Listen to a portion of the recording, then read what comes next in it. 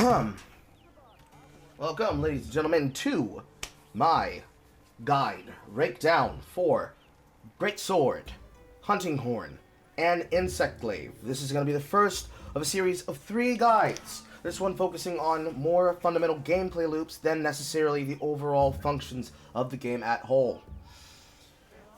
Because I was not able to actually successfully complete recording it in the way that I had done, and there were multiple mistakes, we are doing it over again today. And because I am doing it over again, I have opened up the voice chat for the purposes of people to be able to come in to the lobby, and after each section, focusing on the weapon in choice and its tactics, its terminology, and its breakdowns, to answer frequently asked questions and take Q&A before moving to the next section, and then opening it up again at the end of the presentation for multiple people to be able to get their opinions in and understand what is going on, reasons why, literally all of the necessary science behind it.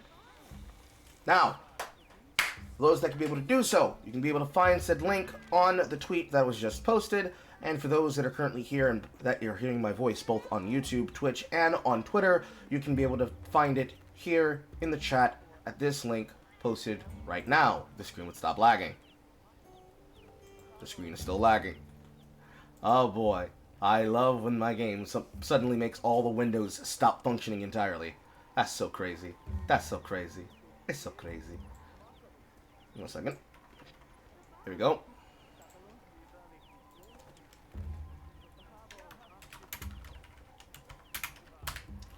The way that this lobby works is that when you are inside the lobby, you will not have the ability to speak until we are able to move you into the audience.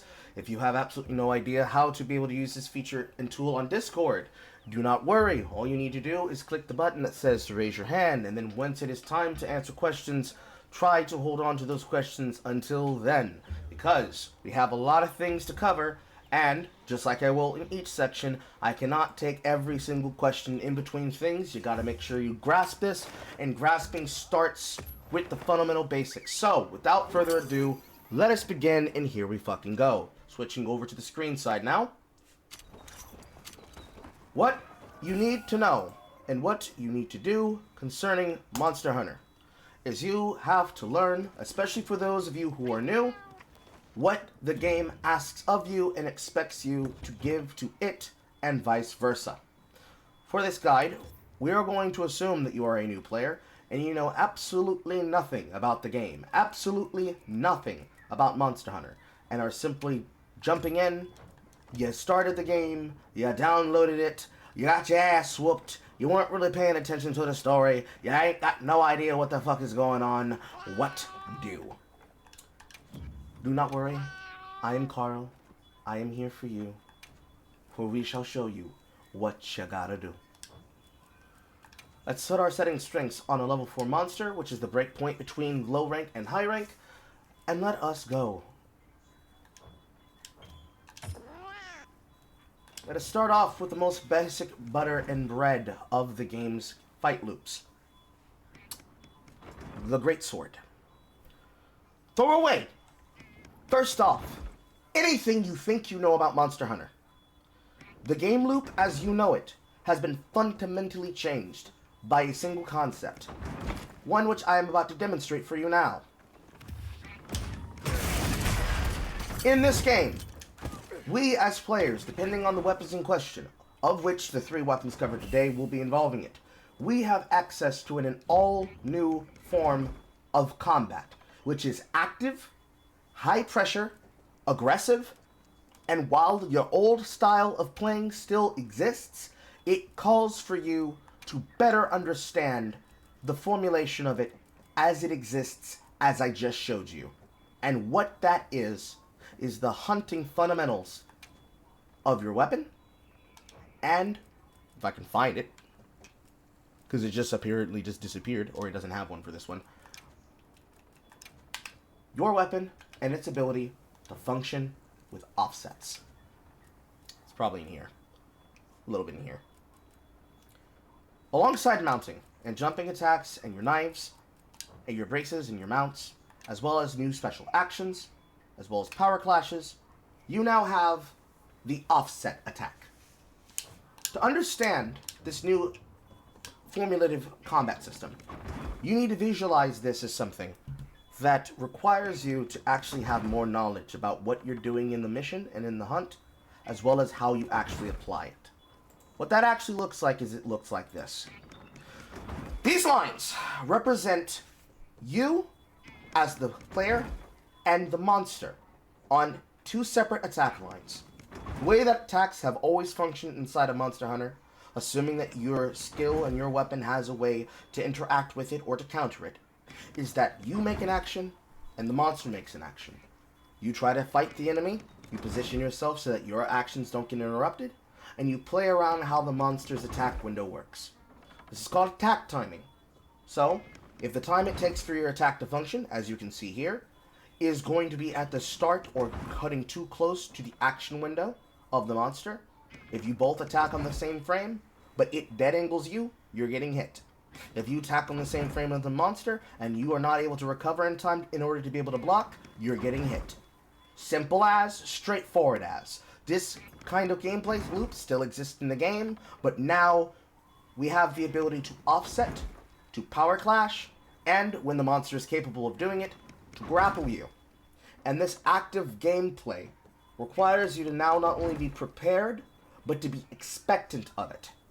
So, these squares represent something that is offsettable, and this square represents something that could get you grappled by the monster.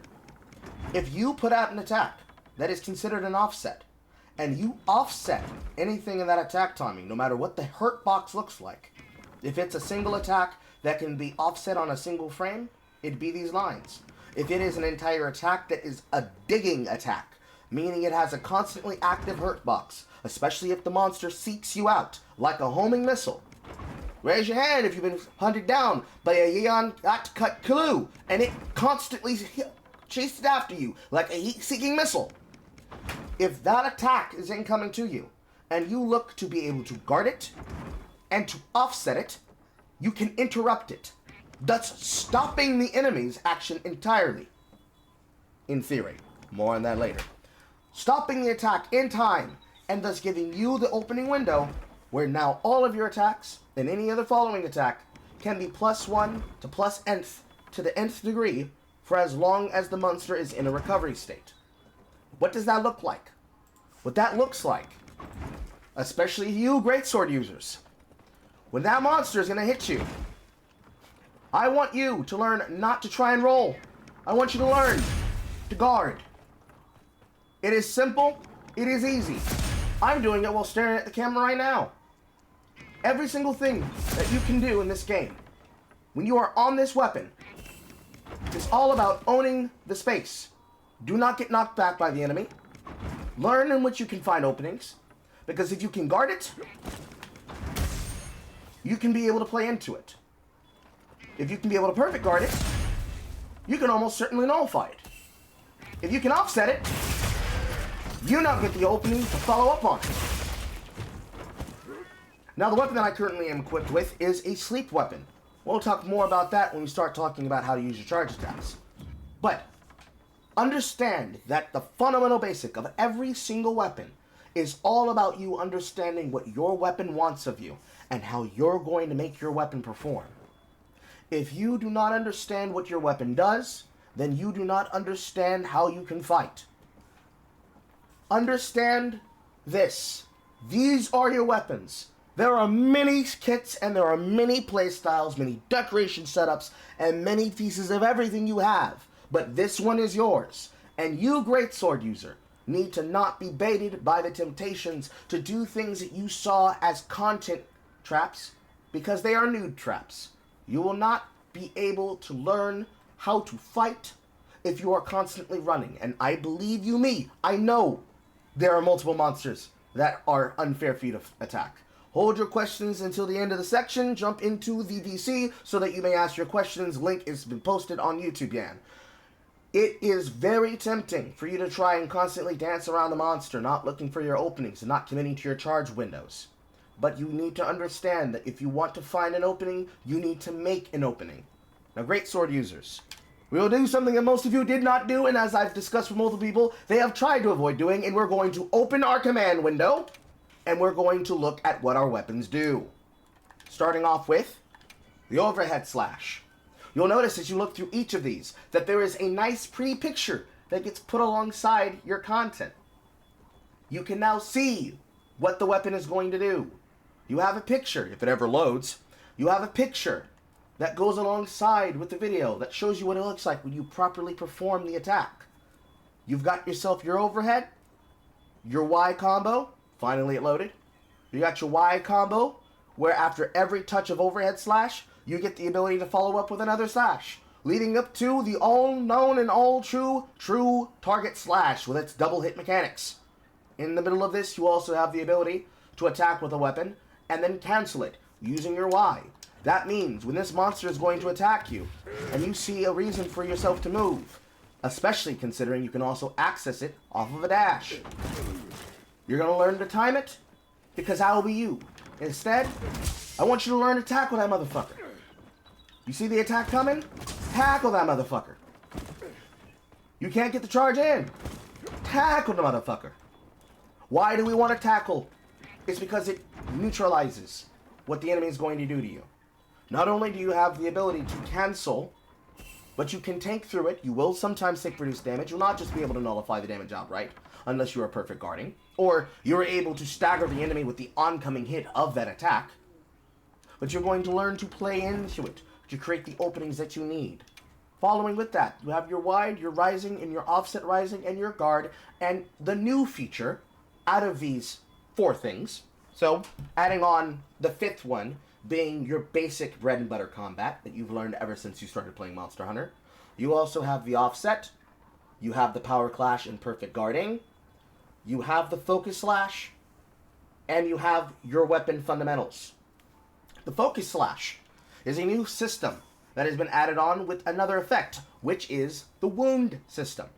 No longer do we mount the enemy by jumping onto its back by using clutch claws, if you're familiar to the system from World. Instead now, you need to dismount on the Desert Chocobo, otherwise known as your secret. I usually end up calling it the horse, because it is a horse with extra steps. You are meant to mount the enemy by being able to get onto them, by using your dismount attacks, or attacking from a height, or any attack that would give you the ability to mount the monster. And alongside that system, it has removed the old function of applying wounds to the enemy to make it easier to break their parts by the form of adding the focus system. For the focus system of the sword, you get the ability to perforate by hitting that weak point on the monster, elevated by the image of a red glowing zone when you're holding down the focus window, which is your left trigger. You have the ability to hit the monster's wound and or weak point and land multiple hits, dealing massive damage.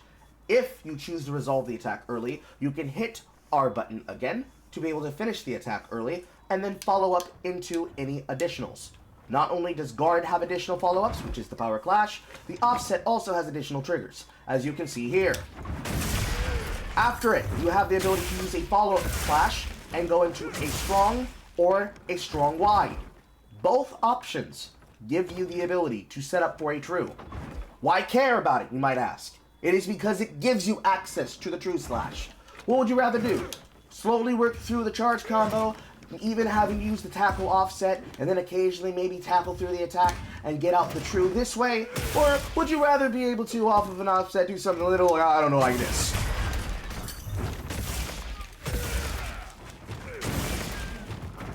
Oh, look at that! I put him to sleep. But I'm too close! Wait a second. Yes, sir! That is correct! Not only, if you are familiar with your tech, can you be able to sleep a monster with your attacks, as you have always been able to as a great sword user, but you have the ability through the focus mode to move around and re-aim in combat. No longer do you have no ability to say, oh no, my attack, I'm not in the right angle, I won't be able to hit, I can't turn! Look at the sheer difference. Watch the difference of this. I'm gonna start this in the right position.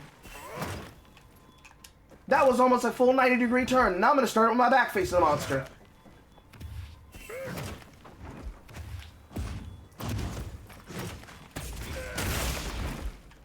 180-degree turn. Never fail your wake up again. You are the most important bread and butter of this game system. Because you have priority on Wake Up over everyone except for Hammer and occasionally Charge Blade / Switch Axe. You should never, ever, ever, ever, ever, ever, ever miss a true charge again in your life. That is how important the focus system is. If you never pop a wound, you better not be able to hit your attacks. I'm talking the ability to start it from an angle where if the camera is not good for you, turn into motherfucker! Turn into them! And put them on their back. Now, let's go into what we can do off of our blocks. Off your blocks, you have the ability to set yourself up. And of course, still work off that charge tech. Just off the offset and or block. Immediately use this to set yourself up. That was a little bit too slow. But use this immediately to set yourself up. If you choose to go for the strong, you can hold that true. In this case, I couldn't be able to do that because I used the prompt until I was able to dash. But you can still be able to set yourself up for success. Set yourself up to go into your attack targets. You can charge the offset. Go into the wide. Start charging the true if it ever comes off soon enough.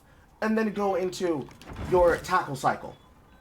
And in the case where you think that you don't have the time to hit it, when it pulls you into the follow-up cross, you can simply be able to let it pass you and not go up into the follow-up. Now, off of certain cases of guards, what will happen when you do this enough times with a monster is you will initiate what is known as the power struggle, which is the power clash. It is a quick time event, where offset is something that you do to the monster, thus negating their attack. The power clash is the true form of the QTE where you and the monster are committing Ashura's Wrath against each other. Mash that button, and you will put the monster in a state of interrupt, where they will be reset from their combo, and you will have the window in which to set yourself up in what you will get rewarded with after an offset, which is the same thing, the opportunity to usually go into a true. Now, in most cases, using the offset gives you true, not strong. But in this case, it is giving you strong. So when you hit that attack, and you follow up, you can choose what you do next, which is attack or block. And then from there, continue the combo as such. And as for struggles, where you are being held by the monster, that is the monster grappling you and holding you victimized for their follow-up that comes after, you'll be put into a state of hold where you either interrupt by attacking them with your knife or by being able to shoot a slinger shot in their face. That is all you need to know about how that functions, but let's talk about how you get the most out of it. In front of you on the screen, you can clearly see what they give you as your suggested combo loops. Your true charge slash, your forward lunging attack combo of tackle into leaping wide, as well as your stationary combo of opening with a side cut into a offset rising, into another B, and then into another YB. The reason they chose to make the offset rising slash into this function is this is replacing your old form of your overhead slash. I would say it is a choice to use. Certainly, be able to throw out any attack you want with no level of charge. If you're talking damage and how much they perform for you, it's by no means weak, especially if you end up hitting crits like I just did.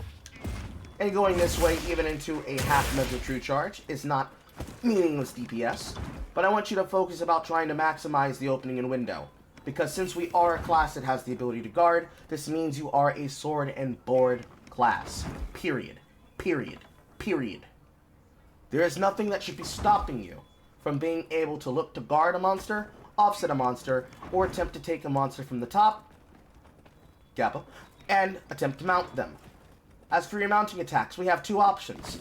You have the jumping charge, which can result in a mount, and you have the leaping plunge. Both have their tools, because with the leaping plunge, you can immediately go into a guard. Use a sacred jump here again. And off of a jumping charge, you can go into the wide, into the true, and still do the exact same cycle tech. These are going to be your go-tos with your dismount. And I've already talked about how when using your sleep swords or any other type of setup, you give yourself the opportunity to do any kind of follow-up you want without even needing to bring a piece of tech or slinger ammunition into the play. The entire goal of the Greatsword is that you want to maximize your windows. Yes, you're still going to be playing a bit, even in solo combat, on the outskirts of a fight, because you want to be able to get around the opening windows that are not going to be nice to you, and look for the windows that are nice for you. Now, the attack speed of this arm is about the attack window of Catacabra. And yes, even though you're a Greatsword, I understand you want to get off maximum value and hit the full hit. But here's some things that you need to understand. Of your weapon, specifically your weapon in the Greatsword has something other weapons will not have, which is that you get a meaty offset. Most other offsets, especially when we get to the Glaive, their offsets are time restricted. You have so much time with this offset to be able to hit this, because it's about whether or not you make connection with the weapon. You see how I threw that attack out, but by the time the arm aperture actually made connection with it, it counted as an offset. This is what allows you to start playing to be predictive and reactive on the monster. It can be as short, it can be as late, it can be as early. And that is why I drew those lines in this way.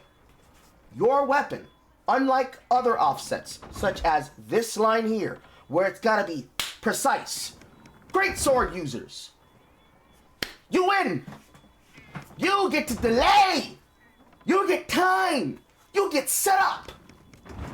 So there again is no excuse to drop the opportunity unless you are being pressured by more than one monster, or you are just taking some time in familiar or were not prepared to respond to the attack, which will happen more often than not. There are times where you're going to get knocked out, and you're going to get knocked off target and knocked out of sequence. You just got to be able to find your center. And the center starts with the same thing I opened this with. If all else fails, guard. If all else fails, guard. And the reason why is because of the skill you keep seeing activate there.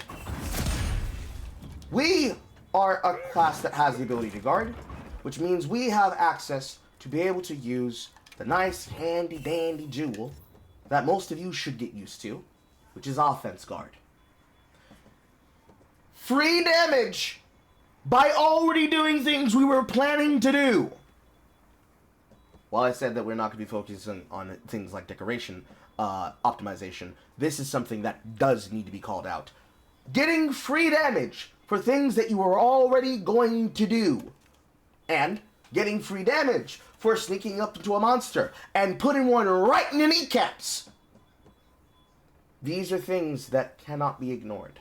Yes, you're going to have your weakness exploit, you're going to have your part breakers, your maximum mites, your agitators, but you need to master the fundamentals of your action, because we are talking the payout of you having actual character action economy. If you learn nothing else from this section, I want you to understand that you can play as defensive as you want, and you can play as aggressive as you want. Because all you need to do is learn to read this monster like a book, and read them to filth! Chapter, glossary, prelude, afterward. The monster is a library, and I want you to read that motherfucker like her name is Alexandria, and she's a goth girl with big titties! Alright. Any questions? Any questions? I'll take questions from those that are both in the VC as well as in the chat room. Now, reading back on that. Because I think I saw exactly one, if my screen will cooperate with me.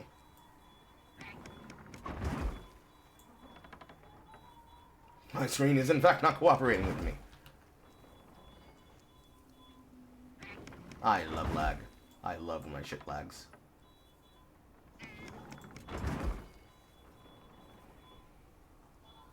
It's still lagging.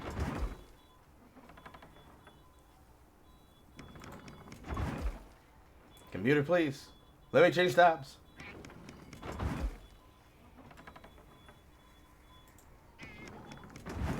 This is weird. Wasn't doing this last night. Anyways.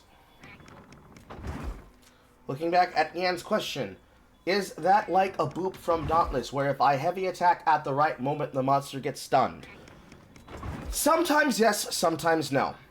Something that I cannot be able to demonstrate here in front of you in real time is that sometimes there are going to be offsets, there are going to be perfect guards, and there are going to be interactions with interactables in the environment that unless they work exactly as they should be and as intended, they just decide that you're not going to get the payoff of the attack whatsoever.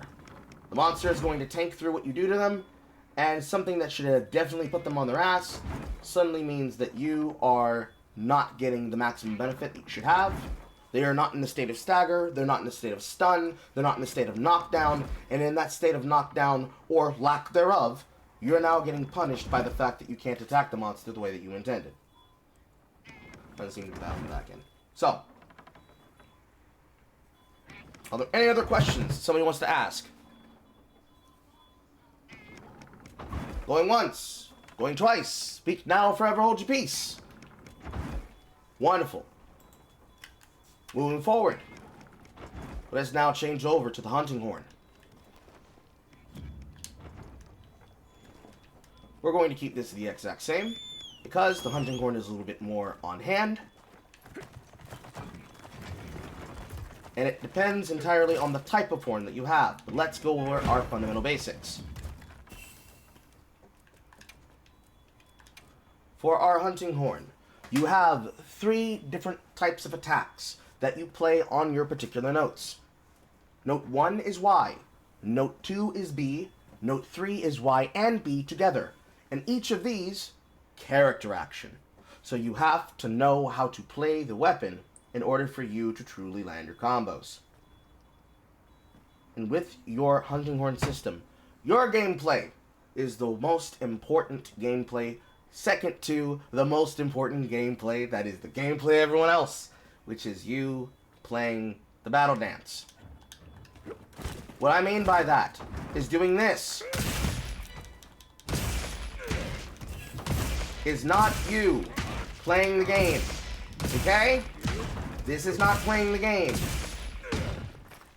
Why is that not playing the game? I'm going to hit this button. What didn't I have the ability to do, chat? I didn't have the ability to play multiple songs. There are certain weapons that, in certain cases, this is not gameplay. But, depending on how you do it, this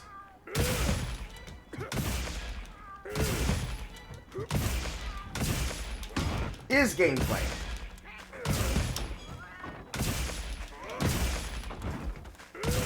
Can anybody particularly be able to tell me why this is gameplay?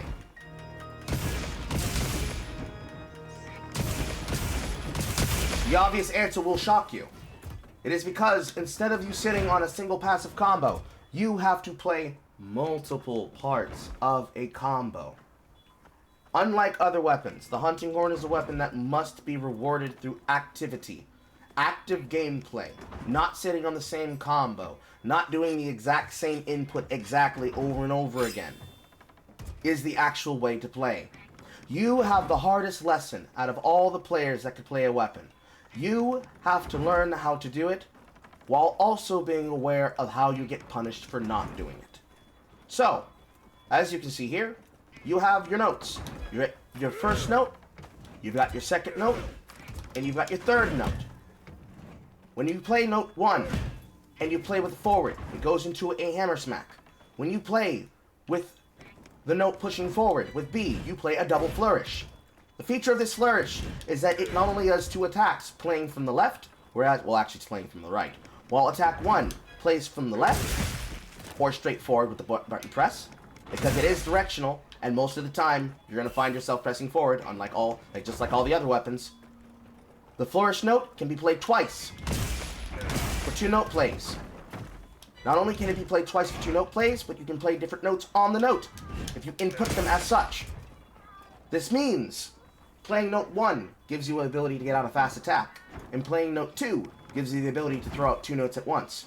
What about note 3? This gives you the backslash, or as it's properly called inside of the note to make sure I'm telling you the correct call of the attack, the backward strike, which then also includes its forward component, which is the overhead smash.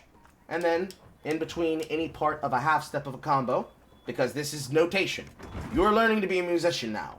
On the notation of any step which there is a half input, where you already put an attack, you can stick in a help stab. And it is all directional based. That flip I just did was intentional. Playing the note on the forward note, then turning around quickly, turning around and hitting the side note, then following it up with a stab, is something you're going to learn how to actively do. When I said character action, I was not playing. You are playing Devil May Cry right now. Your ability to play and be able to win is based on how you play this.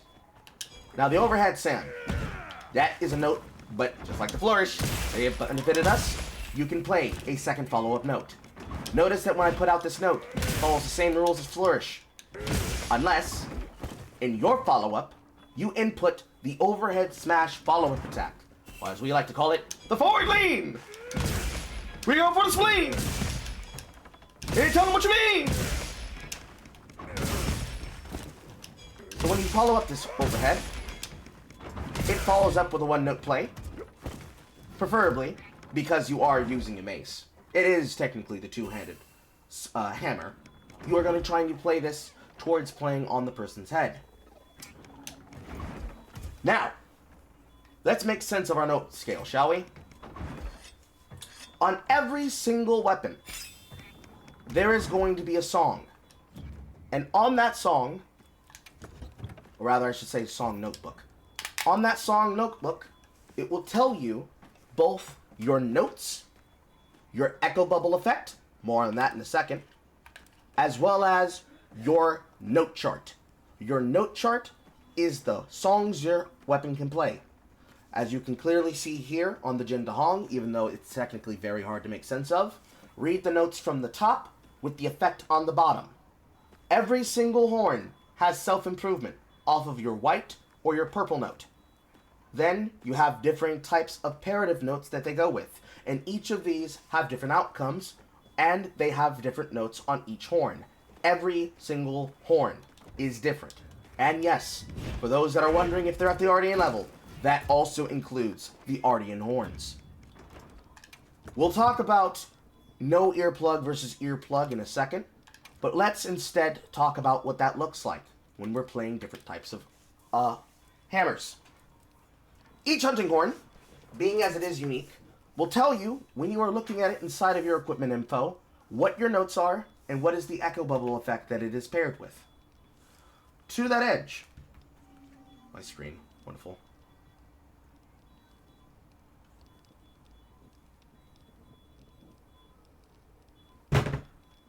That setup, to that edge, when you are watching them, very much requires you to understand what you want from the weapon and what you're building it for.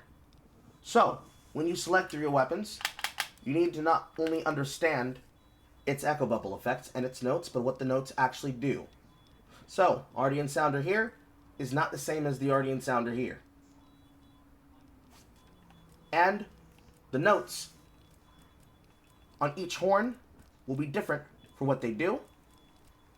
Any horn that is considered lower level will have a white note, such as this note here on the Nihil chord. Any note that is considered high rank will have purple notes on its note scale for note 1. Might sound like Greek, but all I'm literally saying to you is, look at what the horn does, look at what the echo bubble does, look at what the songs offer to you. There is no such thing as a support class in this game. Yes, you can be able to support players, but the way you support players is by literally beating the enemy's face in. To demonstrate, I'm going to pull out this Ardian Sounder Paralysis Horn. When you have your note out, you need to consider that every time you open this weapon, think as if you have no buffs. So, to play a horn correctly, what is the idea of what you want to do? What you want to do is you do not want to sit here spamming Note 1 and Note 2 flourish constantly, and then hilt stab, which can be played by being able to hold the button backwards, since the actual character action is contextual.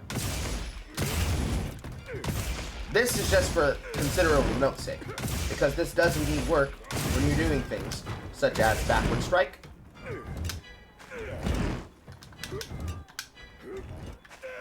and because of its constant notation, that can be used to access things such as overhead. So if you want to be able to do something like this,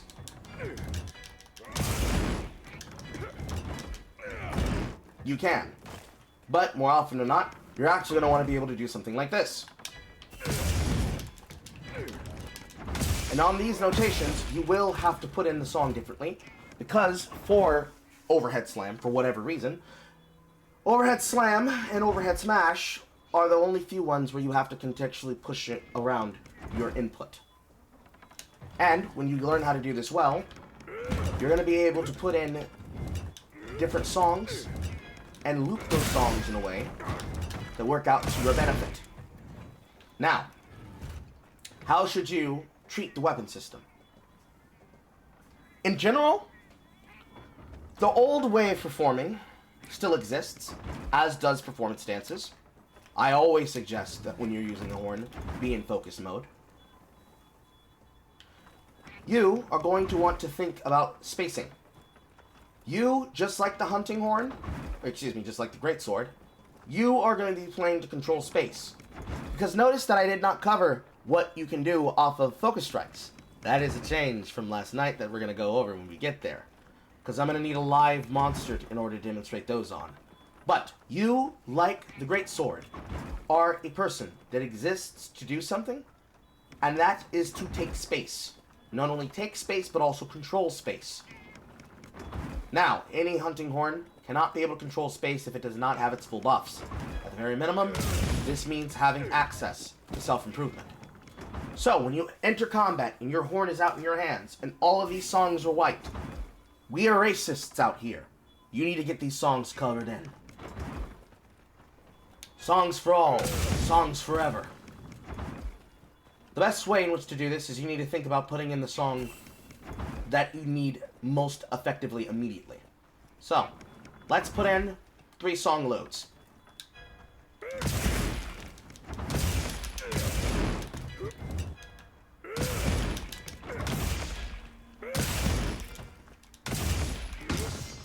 That reflected. By putting in those songs, I just inputted Divine Protection, Status Up, and Self-Improvement. Did it look swanky? Did it look clean? Not really. No, it rarely ever will. But there are levels to this.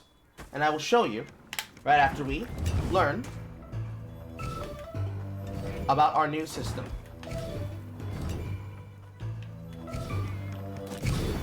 That right there is one of the newest tools and features of the hunting horn, which is best used in focus, because it still allows movement, in the form of the performance beat. Because you no longer have to be forced in this way to play your notes. As such, it should not give you the ability to set yourself up for success.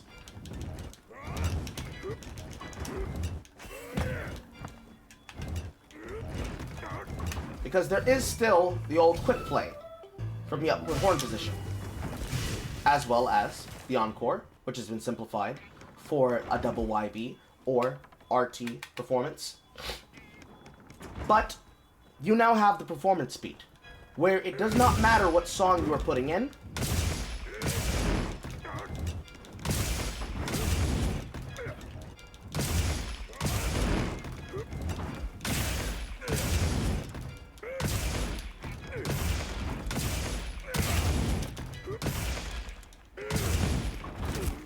Oof.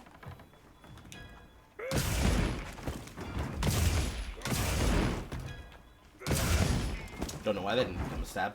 It does not matter what song you are putting in. For demonstration's purposes, I'm going to put in self-improvement. When it comes time for you to attack the enemy, as you still do have your directional inputs, your directional input from the side of either direction will give you a directional side input. Any directional input from the back will still give you the retreating input.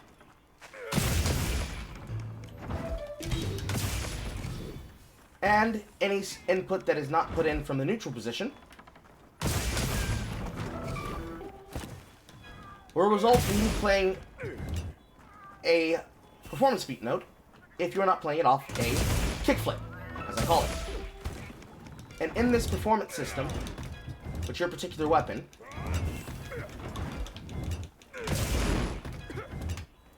even if you play it off of this note, any follow-up attack when the horn flashes gives you the ability to play a performance beat encore. You can end the combo at any point in time, as you wish, because all you need to do is simply end it early by taking advantage of the step note. It can be done to a 2-note play, where note here denotes the amount of songs that you have actually prepared to be played.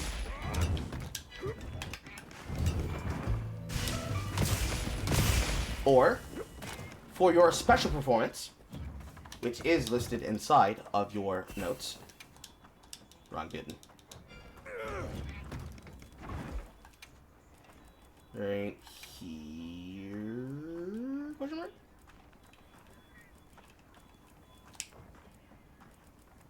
Should be in the tip list. Yes. For your performances and your echo bubbles, and deeper inside of weapon controls, here, your professional performance will have differing tools based on what type of horn the special performance will produce. Now, for the horn type that I have demonstrated here, and I think is the case for certain types of Ardian sounders, should you craft them with the build-a-weapon system, almost all of them will have some formulation of offset, resounding melody, and melody of life.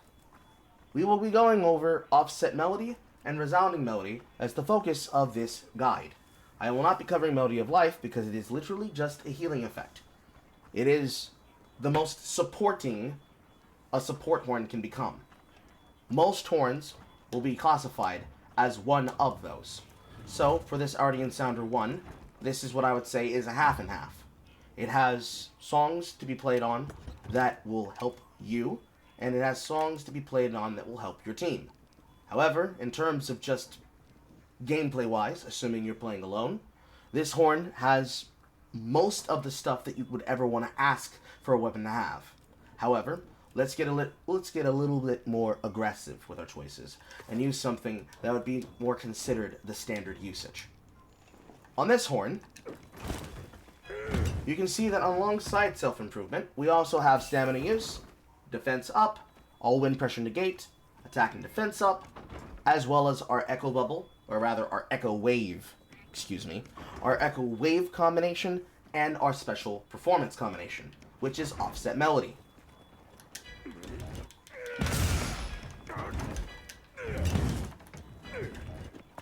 Now, let's talk about the offset melody. You, just like the Greatsword, have one of the better staggering states that could be applied for your weapon in existence in real time. It is a bit shitty and a bit sucky when you get down to the end state of it, but your ability to play off of your weapon is completely dictated and made sensible by what you are allowing yourself to do based off of how the weapon itself works in time with everything else you have going on. So, if you try to play an offset melody, one of the benefits that you have, just like the Greatsword, is that you can be able to delay this attack. So you can sit here, waiting for the opportunity, and use it when you see it coming. But here's one of the downsides. You need to load it. Every time. This is the case for all special performances. This is why the horn is not a passive horn. It is an active horn. That's when I said that this is not gameplay, is because even if I was to sit here mashing B for the quote optimal best use of attacks that will let me hit, let me crit, and usually knock a monster out, that's why I said this is not gameplay. Because while you're putting damage on the monster, you're not preparing your songs, and you're also not putting in the notes necessary for your special performance. Now, How do you manage to do that on your weapons? How do you manage to be able to do that with your tools? And how do you manage to set yourself up for success based on what you are doing with how your weapons work? What you end up doing here is that you're going to have to master and understand how to read your note notations. You're going to notice here that there are several notes on the board that where one song ends with a note, it begins with that note. Eagle-eyed users know exactly what I'm about to suggest. What you're going to have to do is you're going to have to learn how to use your damage and how to use your attack in a way where what you are doing, gotta flip this up, where what you are doing is providing you the opportunity upon which you counter their attack and how you beat the enemy, need you to learn how to input those attacks in such a way where the ending of one song's play is the beginning of another song's play. So, by inputting stamina reduced, I now have the ability to follow up by either playing defensive up or stamina reduced L from the middle note that I just had.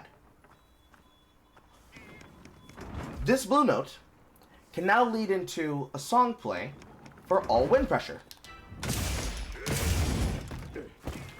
And from the last note of all pressure negated, I can now play into Echo Wave Slash. And off Echo Wave Slash, I can now play into the offset melody.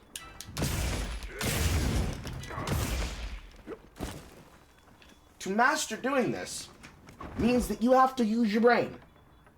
Yes, you will be looking over at your skills frequently and constantly.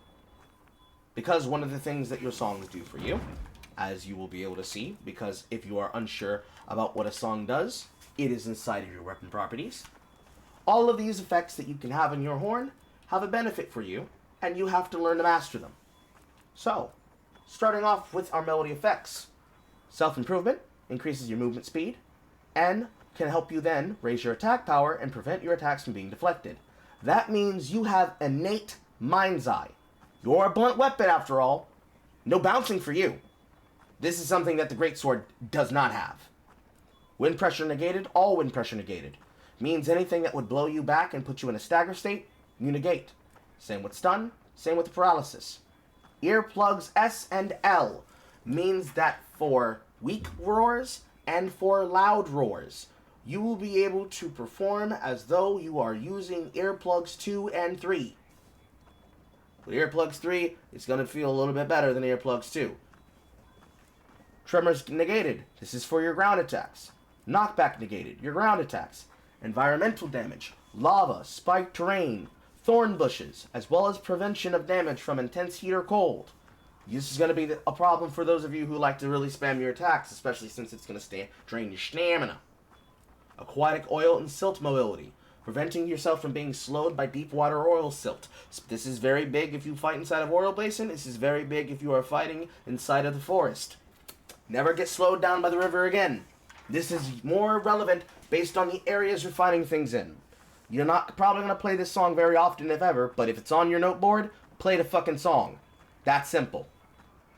Ailment negation. Nullifying all ailment defense. Meaning, oh no, we've been set on fire. No, you're not. Oh no, I've been stunned. No, you're not. Immediate cleanse, like using an item. Divine protection. This is in fact Divine Protection 3. Elemental attack boost. Status up. Blight neglection. Recovery speed. This is your self-recovery. Stamina use reduced. This is basically like stamina surge and constitution. Attack up and attack up large. Defense up and defense up large. Health recovery of all types, being that you are able to recover healing as you play the song. To demonstrate this one, I'm going to need one that has it, which was the horn I originally had.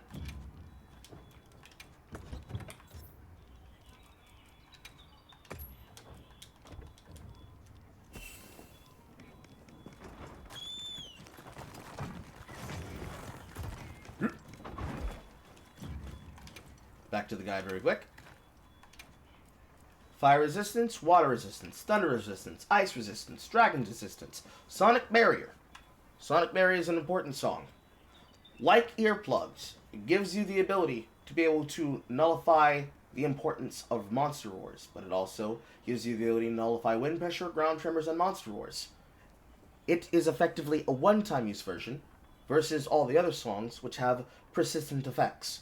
Once it gets used, the song goes back onto active use cooldown because it will no longer be applied. You will see your text go from filled in with its double effect to it being not filled in.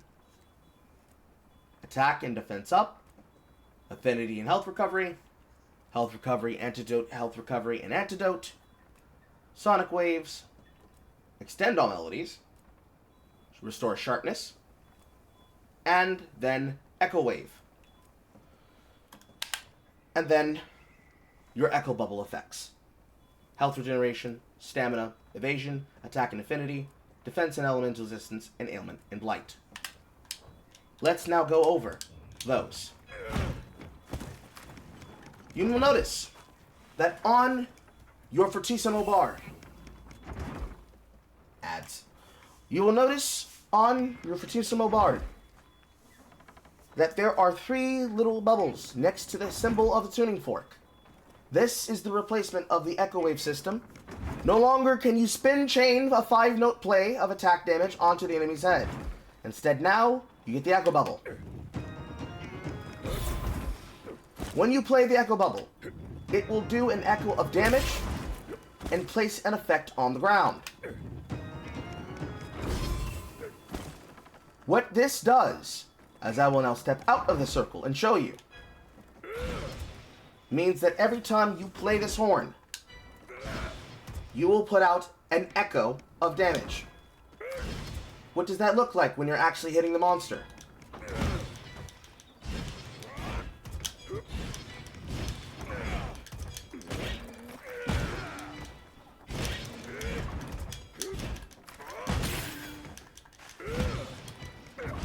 It means you're getting an extra echoing effect of damage on top of your attacks that help you then be able to punish the monster. Echo bubbles last for 90 seconds from when they are played to when they expire, and they recharge their effect in 30 seconds.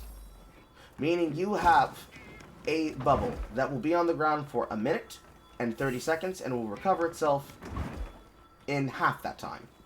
I think it's actually, half that time. Which means you have the ability to, at best, if you play all of them quickly, about a minute and some odd seconds of 3 bubbles echoing your DPS. And in case you were wondering,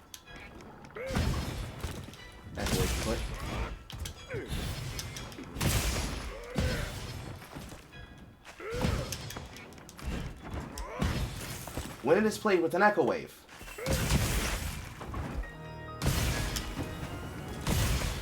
it will repeat the damage effect of the song that is being echoed and played. Those of you that can see the vision understand that that means whenever you throw out an echo bubble, you get the ability of repeating your damage multiple times. So even though you might not hit the monster directly, they're still getting hit by an effect of an attack.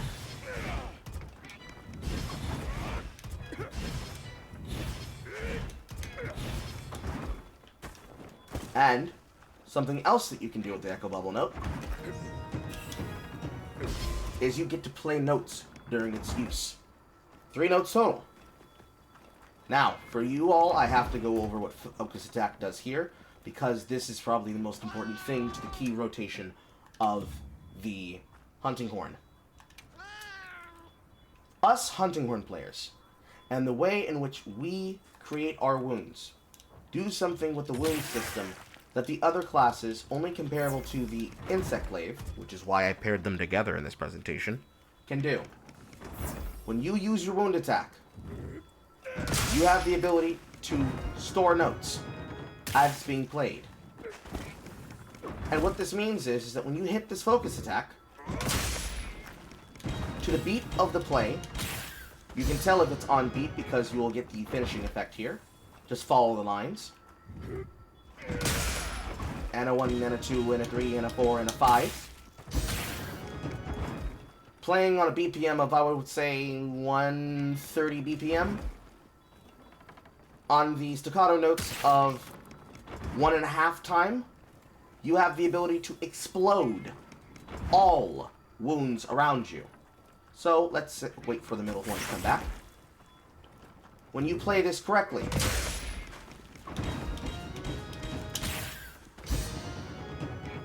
you have the ability to echo out and explode any wounds that are nearby to the wound that you have to play on. Have to wait for the middle one to come back. What this means is that for you, you are trying to brutalize the monster, not just kill the monster and put them in the dirt. You want to be able to attack them, see the openings. It's not doing it like it usually did. You will be able to see the opportunity, hit the notes, fight on the monster. It's not exploding. That's a new change. You'll be able to see the wounds on the monster, hit the wounds on the monster, and be able to pop them like a balloon for massive effect and damage. As it should say right here. Because of this system, whenever you are in combat, it makes it clear that your focus is to not only play your songs, but to play your songs well, and try to get all 5 notes used. So, for example, I'm going to try to play the notes of recovery speed into the notes of Thunderez.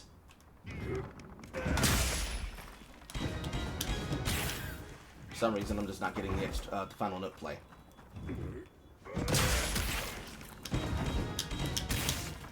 That was bad timing. This is very difficult, mind you. This is probably the hardest tech that I could tell you about the hunting horn.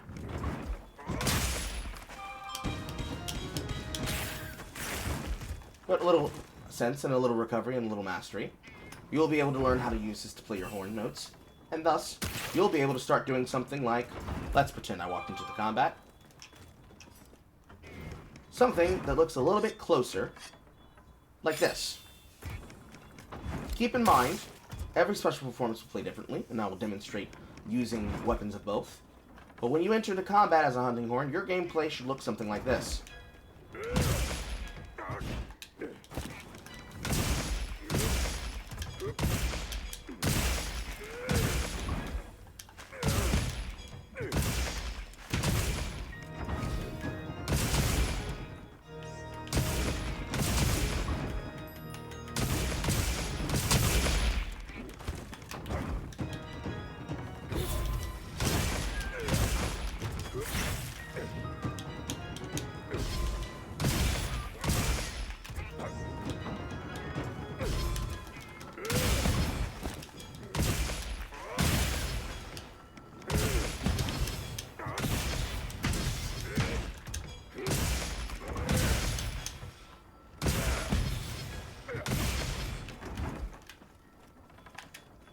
Nope, I have no more echo bubbles. Haha! Assume that I played this off the echo bubble.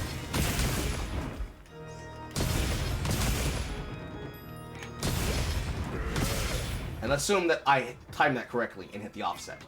Should look something like that.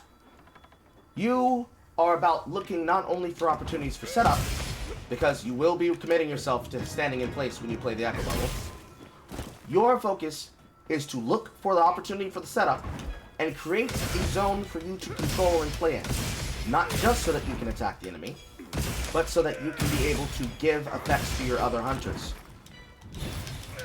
Since the notes will always save themselves based on when you last play them, it is now all about you looking at how your attack, whatever attack it is, whether it be flourish, or a turnaround overhead slash, into a turn forward overhead slam, into the follow-up, or even a note 1 left swing and a note 2 right swing, enables you to play the combination of songs possible for you to not only get out all of your necessary effects, the ones that aren't going to be colored in, but also be able to play the songs that you need to help your other hunters in the combat to prepare. Now, on this horn, this is best to demonstrate here, because on this horn, you see that I have an input that allows me to actually play a one-note repeat that is easier than what the other horn offered for me. Health recovery is on a note repeat that just plays well with setting up from a forward slam into a health recovery loop. Where off of this, you can be able to play off of self-improvement into health recovery.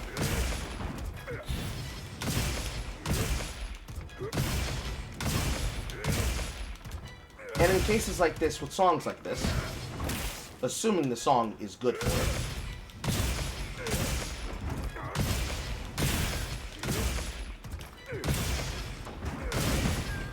you can be able to use that cycle to give yourself that song as quickly as you can. You also have note effects such as this purple, yellow, green, where using overhead slam, you can actually be able to use that hilt cycle to play that song more effectively.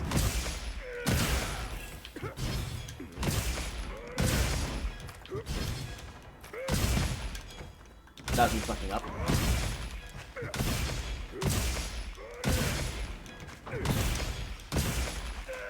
Now, if you feel comfortable with it, you can be able to spam the attacks. But you can literally be able to put this in and again, play this like it is a character action game.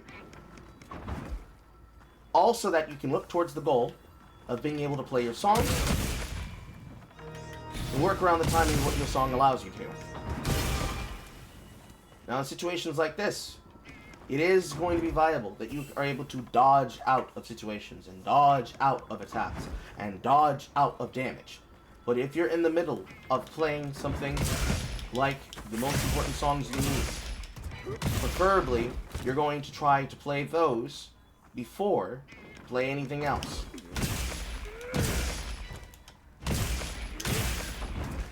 So that when it comes time to play these notes, you're not only out of the way of the enemy's attack, which the performance speed allows you to do, you have the chance to play your follow-up and deal with your wounds, but so that not only when you're attacking, but also when you're playing recovery notes, you're not just taking hits. It's so that you can also cancel and hit with the hunting horn. So when you're playing in combat like that, it's probably going to look something a little bit more like this.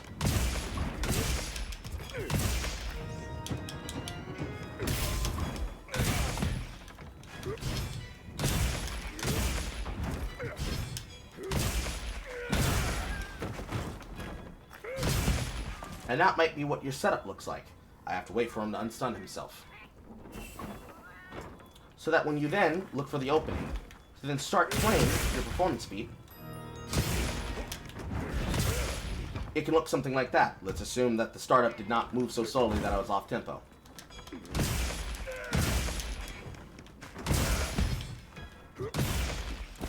Also that, when you're in the middle of your performance,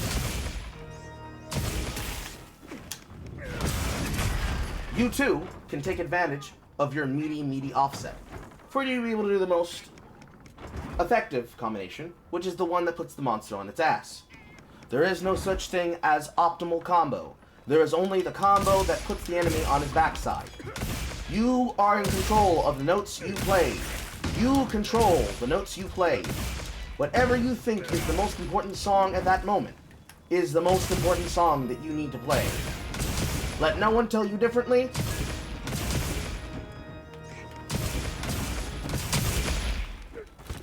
That is how it is meant to be done. Now, transition, I will now show you what it looks like using a note with a resounding play, such as the bone horn. On these notes, the bone horn instead becomes a 5-hit combo rather than having the ability to offset. And no, I have tried. You cannot offset using the resounding horn. Meaning that if you play a horn and choose to play this play style, that means your horn is always an evasion tool. Now, instead of looking at the enemy about to attack you, it is all about you rolling out of the way and getting those notes off, and getting those horn plays, and getting those effects and attacks in.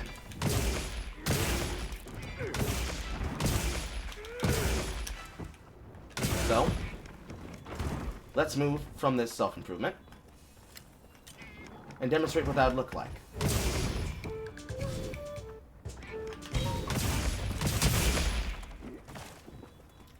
So, self-improvement. And you get hit, obviously. Versus playing your self-improvement and using an attack that does not have bad startup recovery.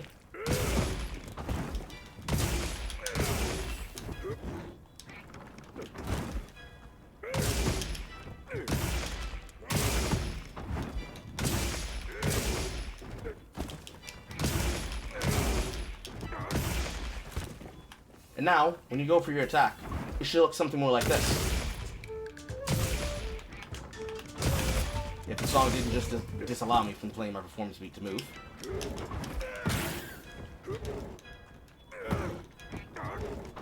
When you're attacking and moving with this, it should look something a little bit like this. You use that performance beat note to move out of the way. And then, once you are safe and you have finished your combo, and preferably when you're standing in the middle of an echo bubble field, of which the echo bubble effect will always be active for as long as you're standing in the zone. So with this performance and movement buff, you move out of the zone, you step back into the zone, and it's active. Move out of the zone, step back into the zone, it's active. When you're in the middle of preferably 3 fields of damage, and you let off the resounding melody, your attack will look something like this. An echoing that can go anywhere between 5 to 11 max hits of damage. Now it looks like it's a weak DPS, but that's because you need to be playing all your notes in effect, and really comboing like this.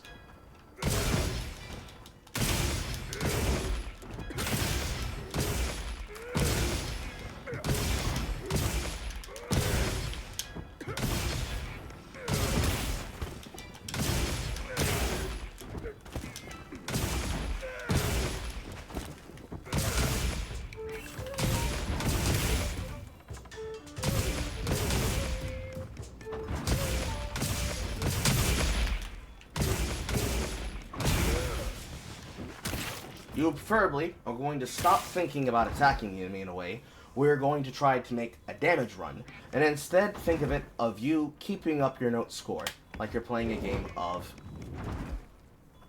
For me, I was the person who got to play DJ Hero, but Rockstar, Guitar Hero, what's another one of those rhythm games people play that have brain rot? Osu.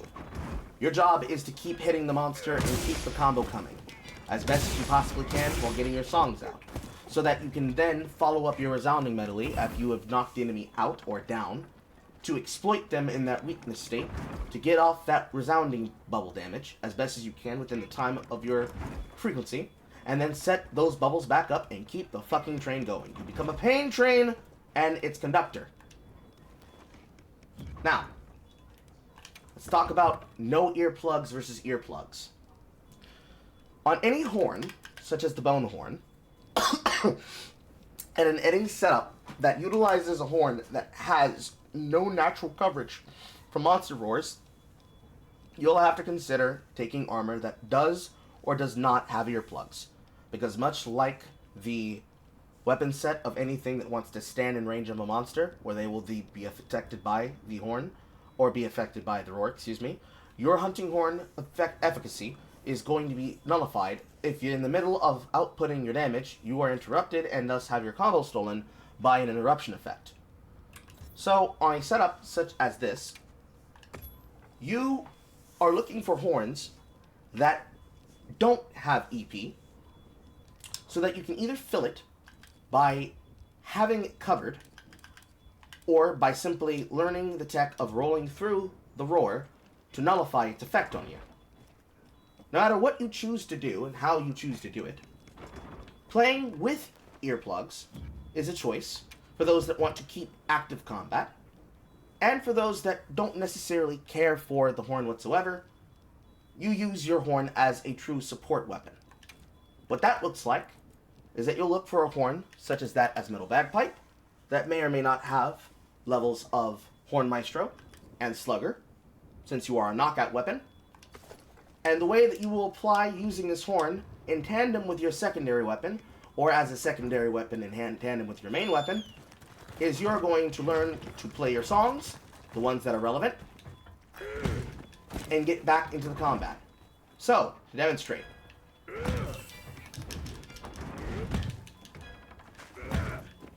As I play song combinations,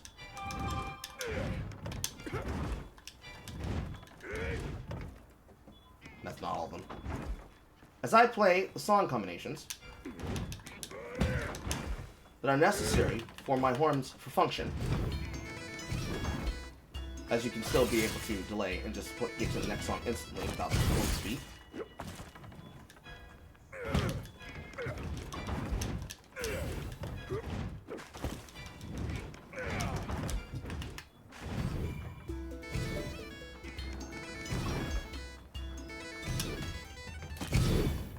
Watch what happens when I switch to my secondary weapon. Self-improvement falls off the weapon, and yet I retained all the buffs in the topside buff bar. So, great sword users, congratulations! You now have access to earplugs without needing to use a dual slot. Because now you can jump into combat and immediately get access to these buffs to apply them on the monster as though you had equipped the weapon. And another feature, one that you should have noticed as you've been seeing Maximum Might activate, as well as Offensive Guard activate, is that it tells you when the buff is going to dissipate. So you can tell when it'll be time to refresh your buffs on the bar when you choose to activate them. Meaning that, even in the general sense of hornplay, should you choose to pair Great Sword Hunting Horn together, which is what I started with, you have the ability with a earplugs horn to enable you to benefit from those songs as well as earplugs while still playing with the nominal main style. And if you are someone that, rather than just using it to buff yourself, actively wants to get in with hornplay with that weapon, that still exists. I would say it exists less depending on whether or not you're going to be using both weapons as an offset meter, because both of them, should you want to be able to play with them effectively, now becomes important for you to not only follow up with self-improvement, so that you can immediately get your movement online, but specifically, in tandem with you playing with Echo Slash on fellow beats,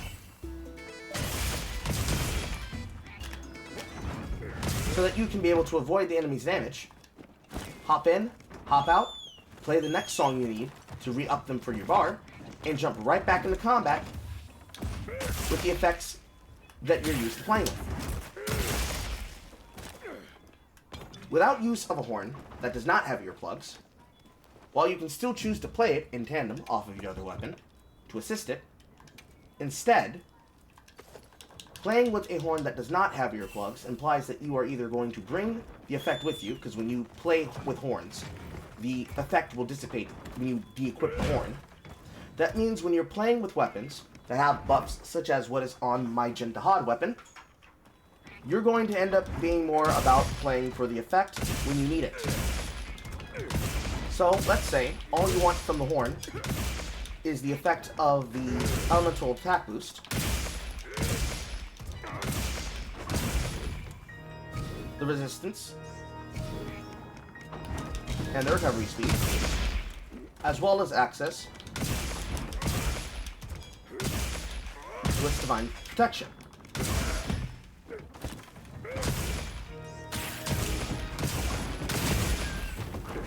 It means that you can now play it as a situational knockout weapon,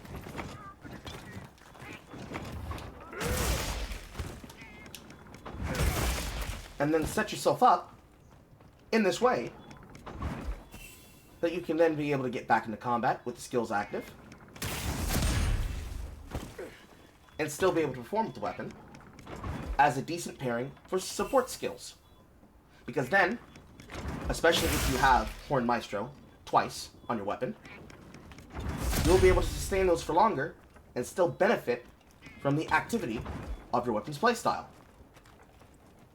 All of this tandem work, meaning that no matter what type of horn you pair with that first weapon, that horn still has value depending on what songs you're taking into combat. And yes, if you choose to play with two types of horns, it means that you're bringing two types of songs with you, and thus two songbooks equals more opportunities. So let's say you like the effects that come on to something such as Resounding Melody Horn, and you want to take the attack up L and the defense up L and the sonic barrier, and you want to be able to pair it with the effects of Ardian Sounder 1, that is playing for no effect, and Ardian Sounder 2, that plays with paralysis, or any other named unique weapon. It means the sky is the limit. So if you want to pair your horn of Crazy Melody with the horn play of Valkyrie Chordmaker 1, you can. If you want to take your tried and true Earplugs S and pair it with the effects of Glass Royale, you can. And if you want to be able to take the special performance of Offset Melody alongside the special performance of Resounding Melody and all the other songs in the songbook, you can. And now you're mixing and matching and you're mixing and making to be able to give yourself all of the effects that you need and want alongside songs to assist you and your team. Before we move on to this section, anybody have any comments, questions, or concerns that they would like to jump in with? Hopefully the chat is less jumpy now and I can actually be able to tune in. Yes, I can. Does anybody else have questions about any particular thing here that may have been too complex to understand with horn play playing in tandem with the skills or your play style? Any questions whatsoever? Questions going once? Questions going twice? Speak now or forever hold your peace? Okay. Put on your thinking caps for this one. We're getting into the insect glaive. For this, as I did say, that it is expected and it is understood that you are going to get into the game without having any, quote, optimal material. At the very least, for this section, I am going to play as though you have Power Prolonger 3. Even if you just put on Power Prolonger 2, that is good enough. Preferably, you want Power Prolonger because this is going to affect directly your way of using your cycle in combat, because it will actually affect for how long the duration of your weapon is powered for. It is that big of a change. It is also expectant that you will learn to optimize for your coverage of your skills, because on this weapon, much like with the hunting horn, it actually does come with a form of earplugs, as we will read. At minimum, this means that you should have earplugs 1 at all times on any setup effect that has an insect glaive, because the weapon will provide you an extra level of earplug. For as long as the effect is active, meaning that you will nullify any weak roar and reduce the effect of a strong roar. It is possible that you can indeed play with a belt that will give you level 2 on earplugs. Game, please.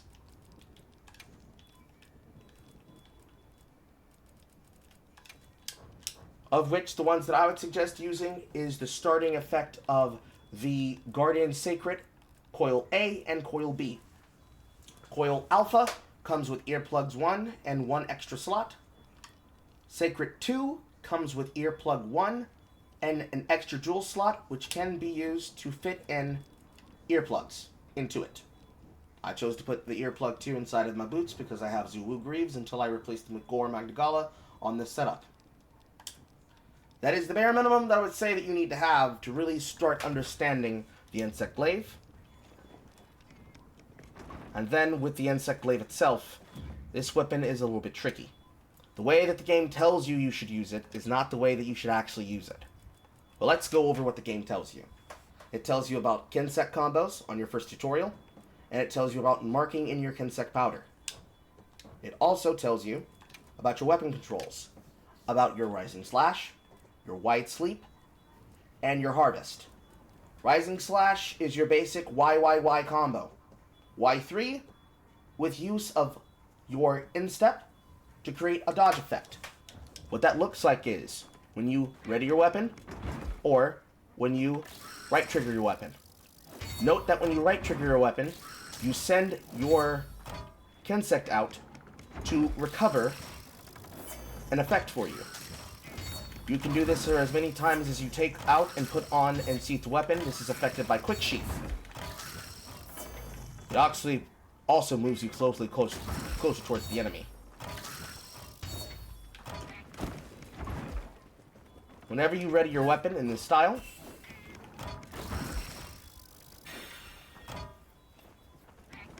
access to your weapon combo will begin first with the differences between focus mode and non-focus mode. Here's what it looks like when you attack using non-focus mode. Here's what it looks like when you use focus mode.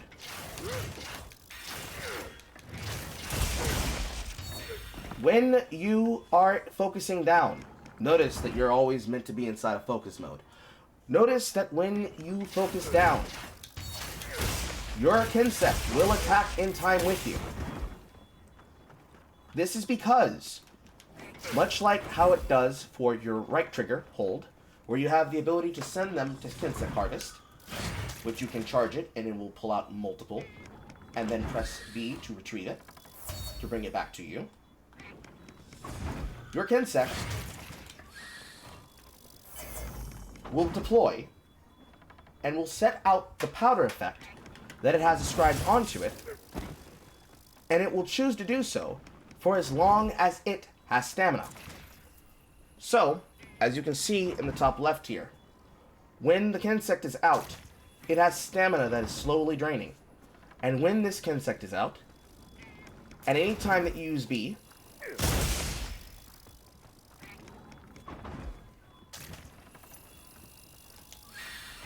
you will retrieve it after it sets effects, and it will then recover that stamina uses that it has. So, if you want to focus on delivering the effect of the weapon, which for this Kinsect is a paralysis powder, every time the Kinsect attacks the part of the body and leaves this powder effect, you have the ability to activate it using your attacks, and thus have the ability to slowly detonate this powder over time to apply this to the monster. And without reaching the final input of the attack, you can be able to move around with it and thus take advantage of your movement to avoid being hit by the monster. This also applies to the other instep of your attacks, which there is a B combo system, but it's not as long as the Rising Slash combo, as well as the choice of harvesting using Kinsect Boost, which is a little bit tedious. For the inputs of how they want you to control it, and how I suggest you do it, with always attacking in focus mode, you will need to hold down the trigger of these buttons while also using the claw technique to use these attacks with some level of sophistication. There's also the ability to fire the Kinsect at the enemy,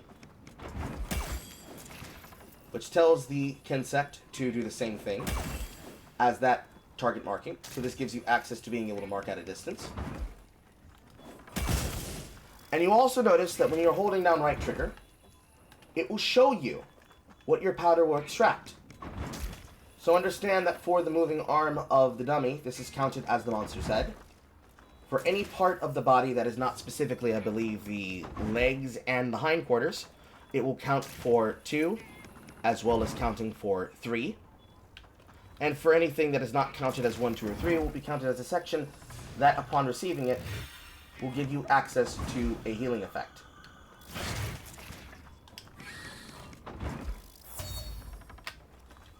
All of this is the basis of your weapon. But do not be fooled, it is actually much more difficult than that. Because alongside this, you also have the vault system.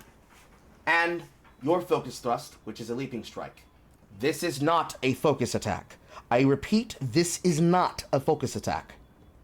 More on that in a second. With charge, which is only possible when you have stocked red extract, you get the ability to make use of the effect system that controls your power pronged dunkster, which is the rising spiral slash. You must charge using B, or for right trigger for those who are mistakenly and crazily using mouse controls. But hey, there are some of them in my audience. I know you're there. You have the ability to access your descending slash. And after any attack that uses descending slash, once you have extracted all 3 extracts in stock, you have access to rising spiral. This in tandem with what your Kinsect does, the combo boost, the Kinsect powder, as well as the extracts, dictates your flow of combat. And this flow of combat is now centered around how you extract that powder, how you apply the powder, and what those extracts do. Red gives you the access to your charge B. White gives you movement speed and jump height, just like playing self-improvement on the hunting horn. Orange negates knockback while your weapon is drawn, meaning that you'll get knocked back less. Doesn't mean that you can't get put on your ass in midair, and believe you me, you will get put on your ass in midair. Red plus white increases attack, white plus orange increases defense, and red, white, and orange, 1, 2, and 3, will alter your attack combo. It will reduce wind pressure consequence, tremor consequence, and roars, but only as 1 extra level of earplugs. So if you have no earplugs, you gain earplugs 1. If you have 1 earplug, you gain earplugs 2. If you have 2 earplug, you gain earplug 3. Anything past 3, you are wasting your slot. And then you will have full access to your full movement pattern after you put in the cycle you need to access it, while also further increasing your attack value. Which then gives you a suggestion from the weapon about your basic combo. Please understand that this is just simply here as a starter. What I'm about to teach you is a little bit more advanced. But let's go over it. You've got your basic Y3 combo, which you can end with overhead smash, which then plays into tornado slash.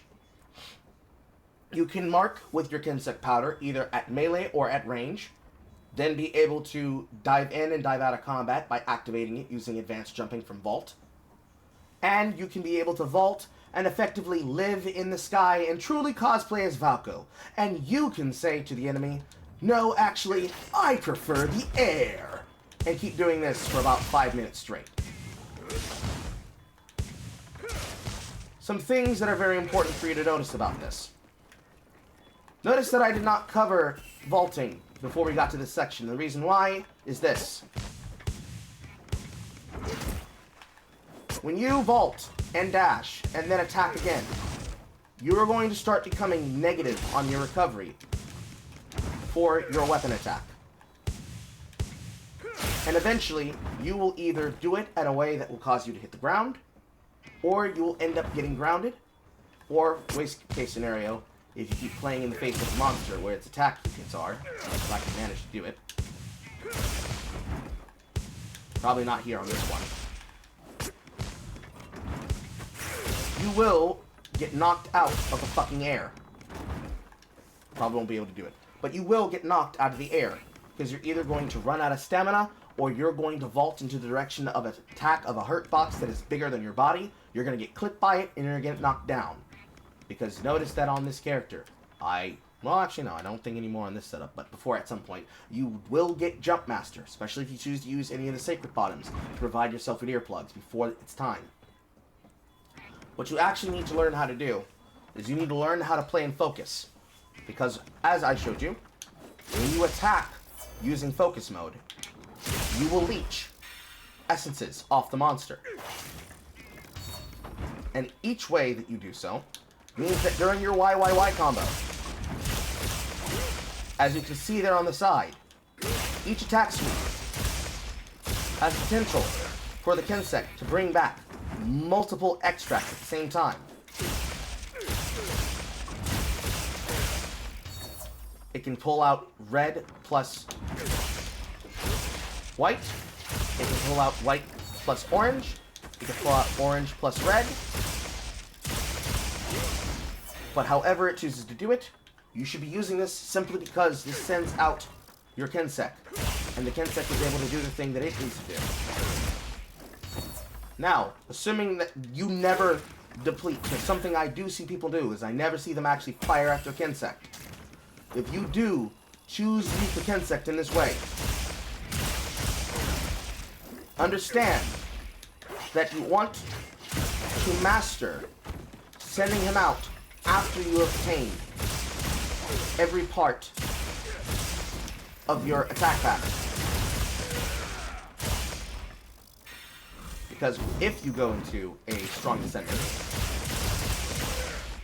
I do believe it stops the Kensec from firing alongside you. Yes, it does. So you will have to learn how to manage being able to pick what parts you need. Because I understand that most people's assumptions about the insect glaive is that you're doing this all the time. But no, you are not actually. What you're doing is something a bit more like this.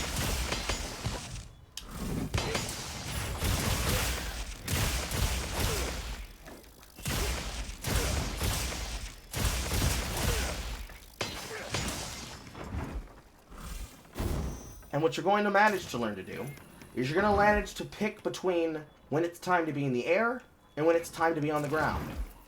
Because as you can clearly see from the sheer difference, especially as you lose your power prolonger, other trick step, with access to none of your extracts,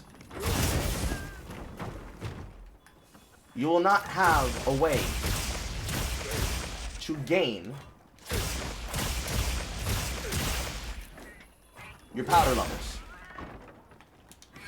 So before you are powered, you're going to want to get access to those effects. So, in terms of ground combos, Y will let you move both vertically and horizontally. Whereas your leaping for your leap and your dodge slash will only let you move vertically. It will not give you horizontal movement. The only way that you get the horizontal movement is when you're not holding down focus. And in case that you're going to need to dodge out of the way of something, simply normally dodge. For most of the armor that you're going to be wearing, assuming you choose to wear armor that works like this, you should have access to evade window. That means you shouldn't be getting hit when you dodge because you have an increased invulnerability window. You pair this with evade extender and you're dashing and you're diving everywhere you possibly can. If you are a starter, I would suggest you use that for your skills. This is the gameplay loop when you do not have red extract. Lord have mercy. Lord have mercy. If you do not have red extract, you're going to have to manage using these tools to target out the part that you need so you can be able to extract it. So that then, when you do have it, even more so when you have access to your full combo list, you're going to learn to pair the attacks so that you can then be able to play into your rising spiral. And then you'll be taking advantage of your vault attacks to reposition, namely so that you can find time when it's time to land to continue your ground combo. Now let's talk about focus thrust. A little bit closer. There you go. Now, let's talk about focus thrust.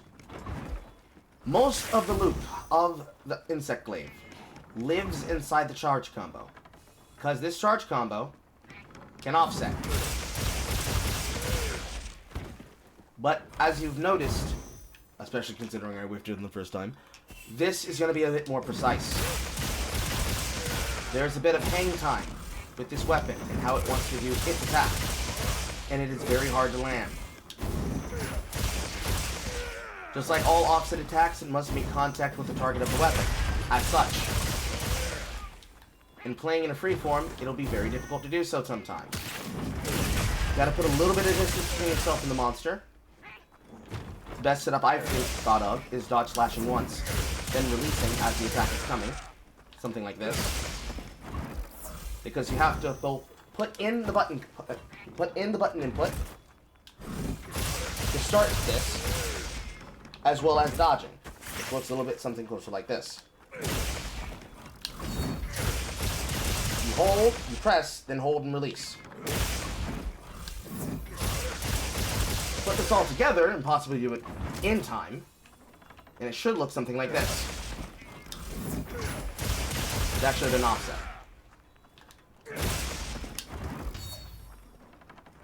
This is probably the most time-sensitive part, and the part that works the most off of skill. So, this is not going to be easy for most of you. Should you manage it, you should be able to consistently do this, no matter how you start. But, do not feel that because I am not doing it perfectly, that it means you cannot do it either. Because once you do manage, if you're lucky enough, both off of a ground charge or an air charge, you will need to refill your powders again. Now I showed you how it looks like when you're doing it from your ground combo or from your air combo, because it sends your Chemsect out when you're holding down your focus. This is what your wound does.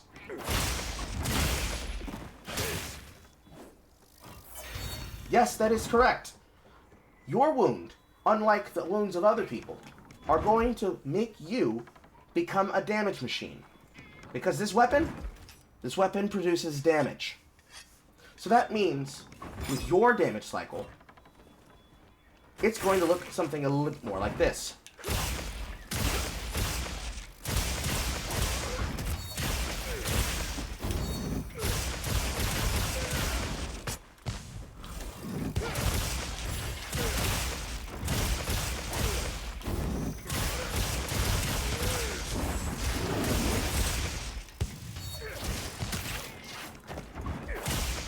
Unfortunately, that is the side that did not have a wound. So let's pretend I ended that combo on the other side of the body.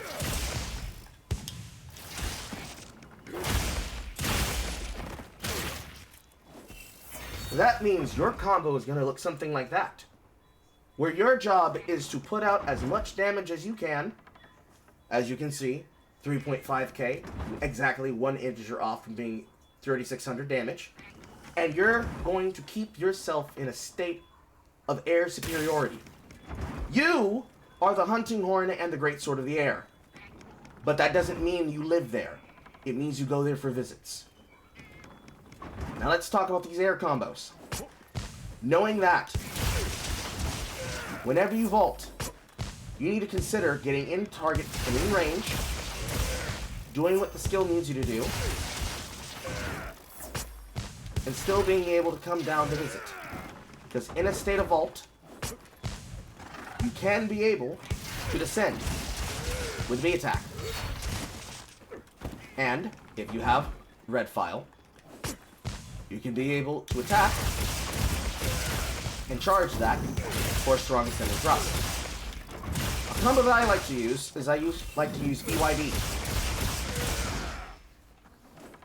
And the Yabby combo, as it's known for, allows you to be able to go from a state of ground attack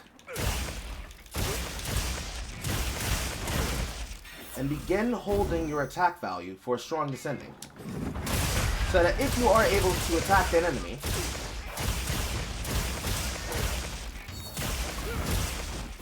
you can then be able to come out of the combo, hopefully find speed discretion, attack the monster.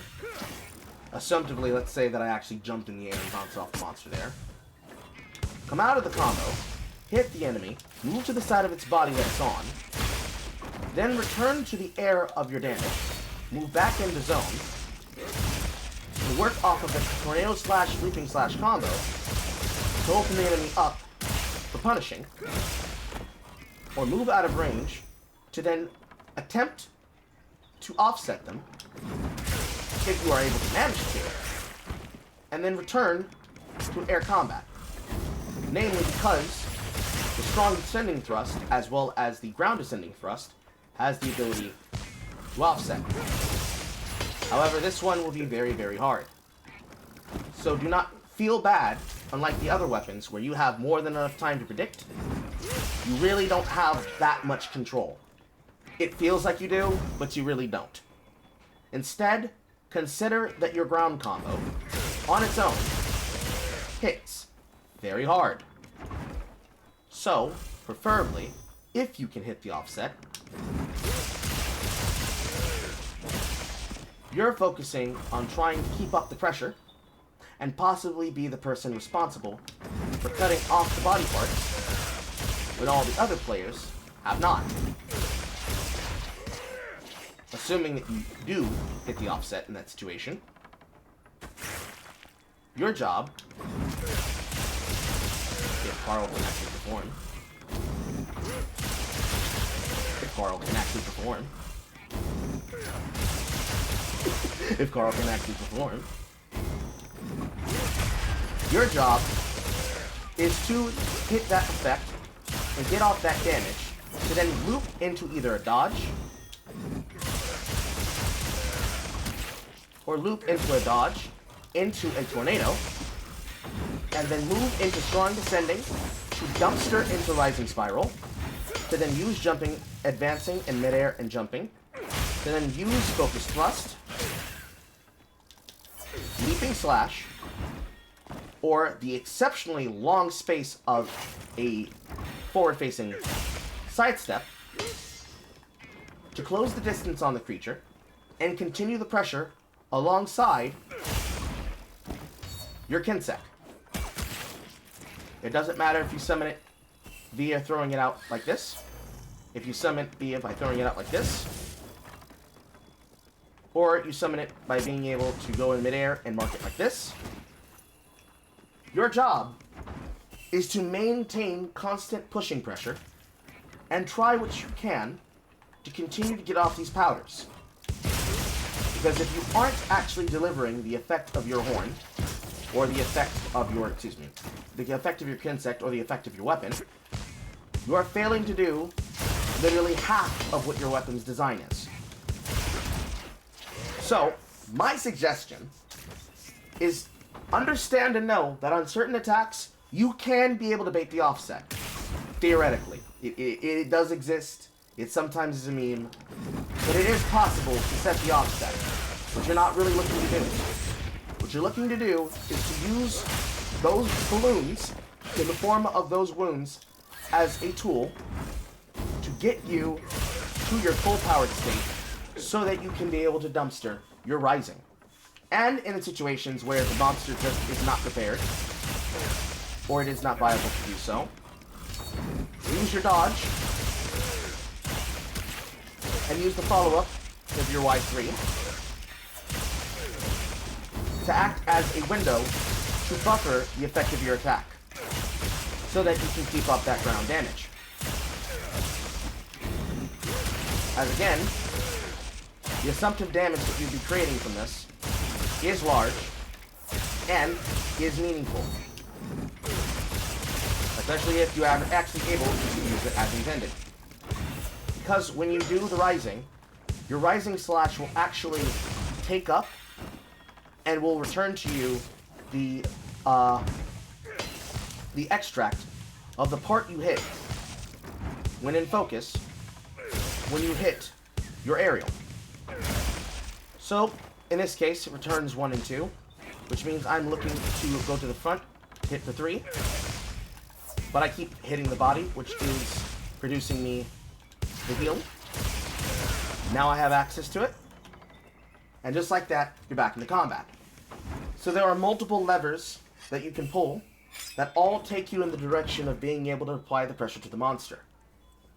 So, unlike the other demonstration, which I'm going to have to use actively for the Greatsword, the Insect Glaive behaves more like a frequent attack weapon, unlike the Dual Blade, which also is a constant pressure attack style, that instead has you figuring out how you're going to isolate out parts of the body, and to that edge, you are Hajime no Ippo. Or for me, Hajime no Ippo. Your job is to find the part of the body that needs to be focused, and you're going to work that body until it is wounded. Then you're going to move to another part of that body and work that part of the body until it is wounded. And you're going to play off the wounds like you're trying to permanently stay in combat. Staying in air, debatable. Some monsters need to be taken out of the air because they have body parts that need to be broken.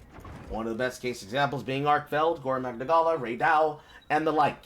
If this monster likes to live in the air, Raytheon, Rathalos, you want that monster on the ground. You are the tool specialist. You are able to do something that no one else can do, and that is to get into the air of the face of the monster when it lives in the sky, and tell him, "Oh no, big fella, the Greatsword told you to get your ass on the ground. You get your motherfucking ass on the ground, motherfucker!" And doing that until the monster is grounded. Then when the monster is grounded, you tell him, "All right, good buddy, I see a lot of balloons around you, big fella. Let me go ahead and tell you what's really good. Let me show you how to samurai this shit. You ain't never seen no skills like this, big boy. You ain't never seen no skills like this, big boy. You ain't never seen no shit like this, big boy. Let me give it to you from the sky. You ain't never seen no shit like this, big boy. Let me give you one of these. Let me give you one of these. Let me give you one of these. I ain't done. Let me get down on the ground and give you one of these. And give you one of these. And give you one of these. And then give you one of these. And then give you one of those. And give you one of those. And then one of those. Oh, you thought you was finna hit me? I moved out the way. Give you one of those. Give you one of those. Give you one of those. Up, I see another wound. Looks like someone's getting popped. Boom, bang, it's all in my heart. This beat goes on and on and on and on and... You get the idea. Does anybody have any questions that they'd like to give? Comments, questions, concerns, before we move on to live demonstrations? Anyone? Anyone at all? Anyone at all? Going once? Going twice? Speak now or forever hold your peace? Okay. Let's get into live examples. That's great talk, single player Carl. I hear the naysayer saying. But what does that actually look like when you get into combat? Obviously this is bad. You're just giving a bunch of theoreticals. I want to see you be actually informed. Don't you worry, big fella. I came prepared for you. Like I said in the presentation, especially on the Greatsword, which now we are going to be going over the example of how to truly understand the focus strike of the Greatsword, there will be times where your offsets, your power clashes, your attacks, and your interrupts, the game will just say no, it's not going to work like that. And unfortunately, that does not change here. There are many times where the game is just going to cheat you. And the honest fact of the matter, and the truth of it is that this is an unfinished, broken game. I'm sorry to tell you, this is an unfinished game. Capcom is nickel and diming you with the kind of features, the set effects, and the breakthroughs that the system allows for and designs. And unfortunately, at this current moment, the game just doesn't work the way it's supposed to. You're going to get dead angled by attacks that you probably shouldn't have. You're going to get fucked over by attacks that you probably shouldn't have. And you're just going to have to learn how to be able to play off of it.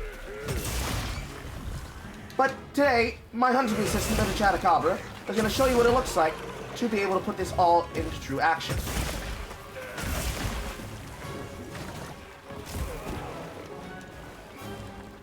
When dealing with your attacks and dealing with your monster, you're going to have to learn to read its tells and play as such.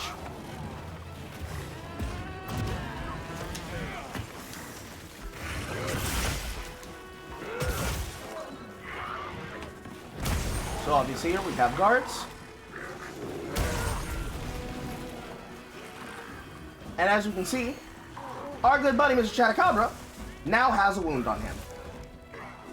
What should we do with this wound, you might think? Nothing for now. Because when you're playing Greatsword, all this is an indicator of how well you're doing. Because when you actually start using wounds, is when this monster starts getting red to filth.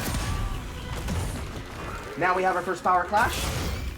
As I told you, the ability to go start with a true, or to go into a strong. And we're going to perfect guard. That was an unfortunate attack. Please do be aware that some of the follow-ups of these monsters can leave you getting comboed out. I don't care what kind of monster it is.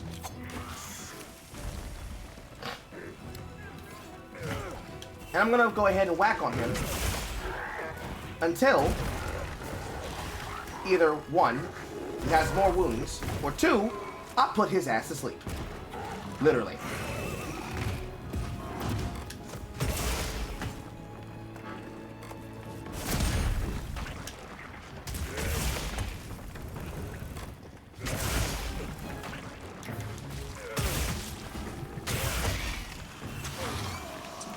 Unfortunately, we both got paralyzed.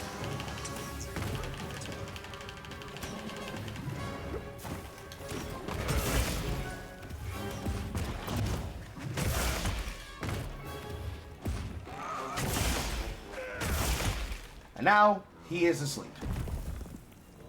And as I showed you, we're going to go ahead and play the simple setup. Remember, Great Sword has Wake Up over Charge Blade.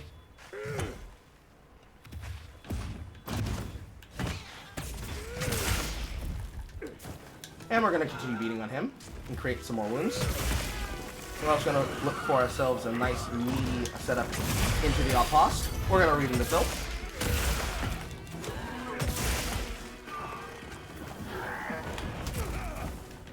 I believe that's actually an unblockable, now that I think about it. My brain's telling me that that's unblockable. But in any case, now we have a healthy amount of wounds all over the body of Shadacabra. Nice dig, boy. And now, we're going to show you how you make use of these. When you're playing the Great Sword, there are other weapons that are like this as well, but when you're playing your Great Sword, these wounds are an opportunity for you to do something really crazy, which is called insect punishing. Whenever the wound system is applied on red filth, and there's a case example of, hey, I hit my offset, why didn't you get interrupted? Just accept it. Just accept it. It's gonna happen. Just accept it. It's gonna happen. When dealing with a monster that is covered in wounds, it is possible for a wounding attack to be able to destroy multiple wounds at once.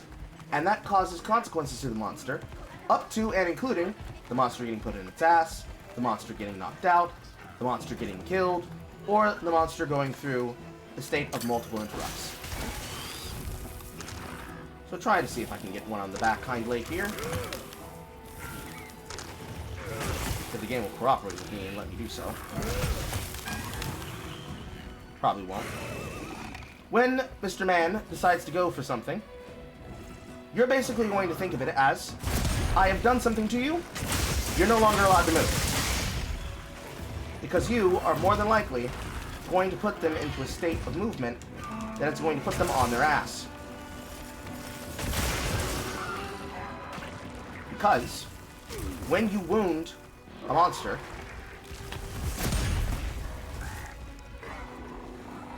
you will interrupt the attack they were doing and immediately be given the choice to go into a strong charging or a choose shard slash. Now when the monster is in a state of knockdown such as this, you need not do anything.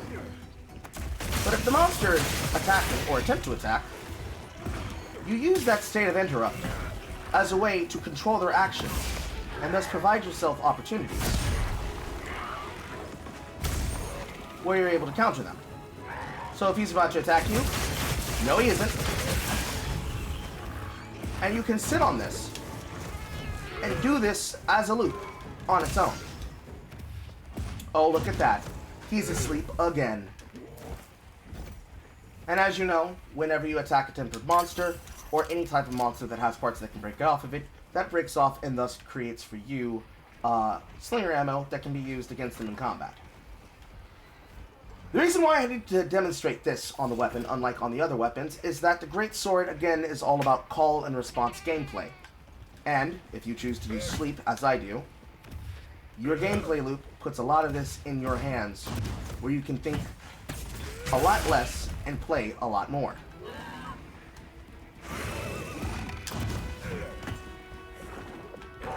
Sir, attack me and stop roaring at me. He's going to run away now. Into the trap, which is going to get him captured. If I can get to my trank bombs on time. Which I did not. So I'm going to put another trap on top of you. But I did the same mistake again. I'm out. Point being, on the Greatsword, your ability to deal damage to this monster is, again, not just about controlling the space, but is about controlling the monster itself. If you try to put your faith in the offset system, inside of the power class system, and inside of the reaction system, sometimes, just like what you saw, the game will decide to tell you, actually, we didn't see that, you have to do it again, we were distracted, I promise, I blinked, just show me again, bro. It can suck, especially if you end up losing trank bombs because of it, but at the end of the day, it is better than nothing, it is a nice welcome addition, and it puts a lot more focus and power in the hands of you as a hunter.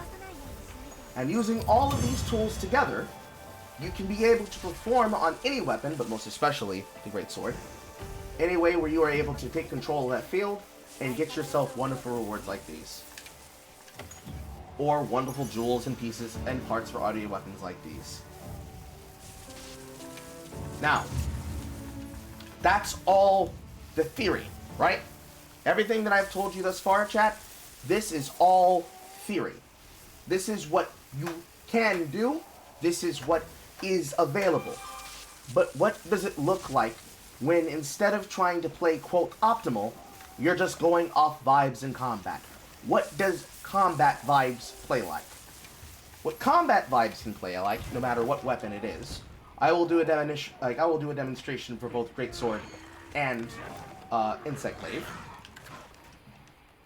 What non-vibes, or excuse me, what vibes gameplay, where you're not concerned about doing what you consider optimal, but just simply playing the game as intended, and trying to remember this information, and apply it, will look something like what I'm about to show you.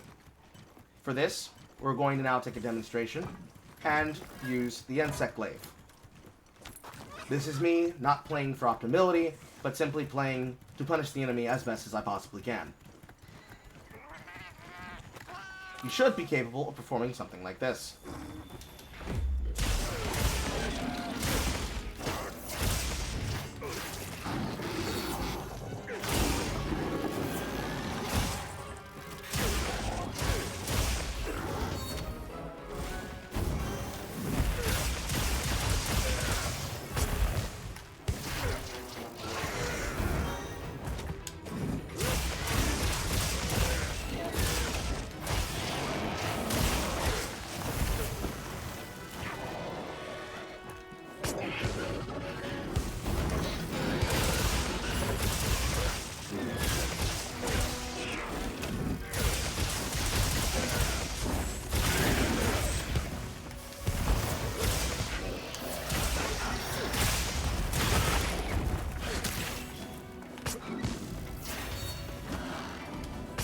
Lord have mercy, it did not let me charge in the air.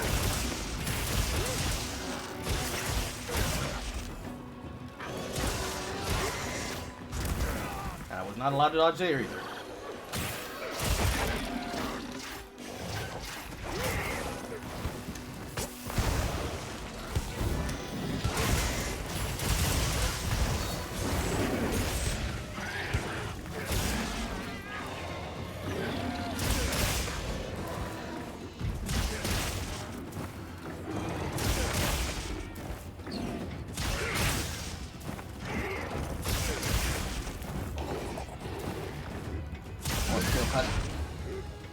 I'm a stripper dancing out on my pole.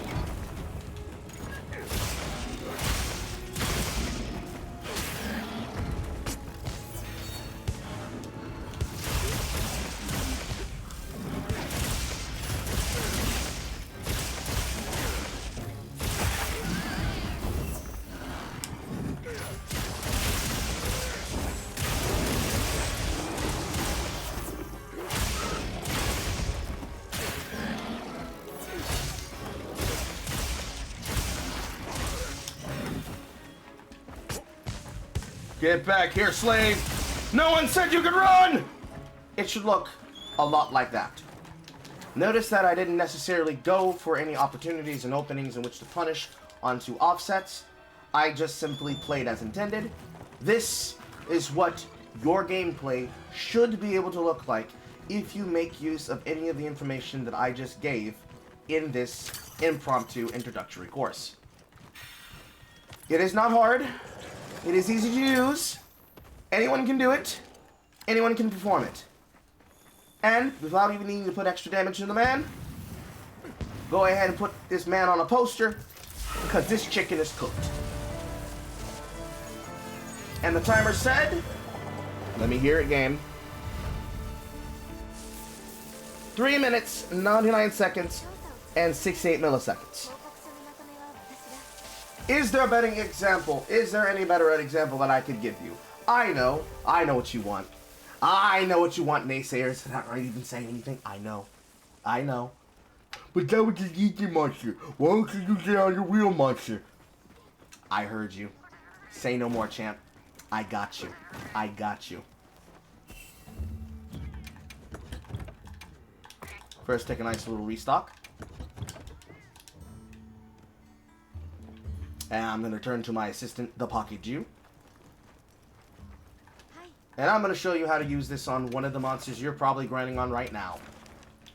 Arkveld, let's go. Me, you, Area 10. Make it lacky, make it snappy.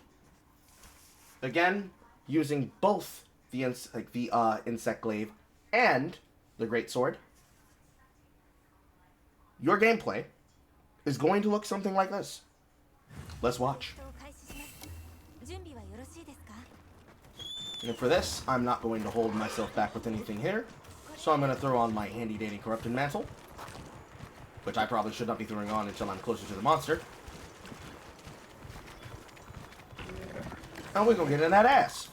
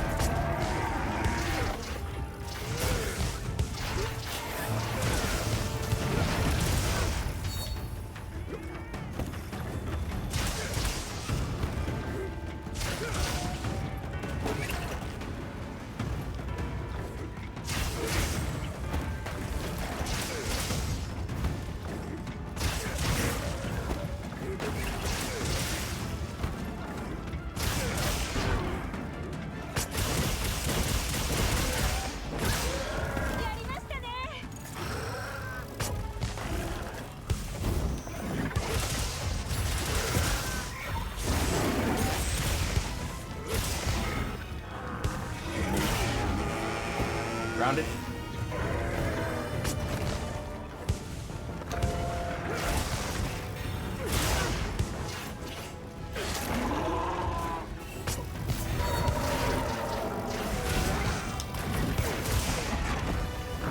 There's the eventual knockdown that I told you would happen to you players.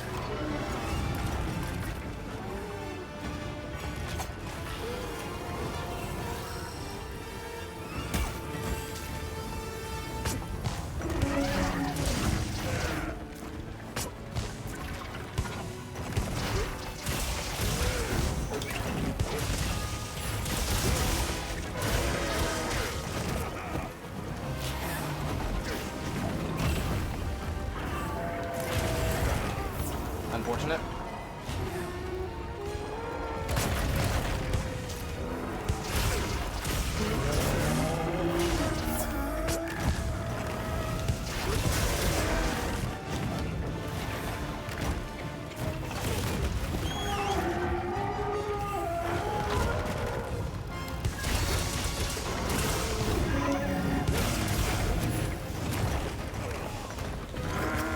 Fortunately, I don't have a slinger here, so I probably don't get out.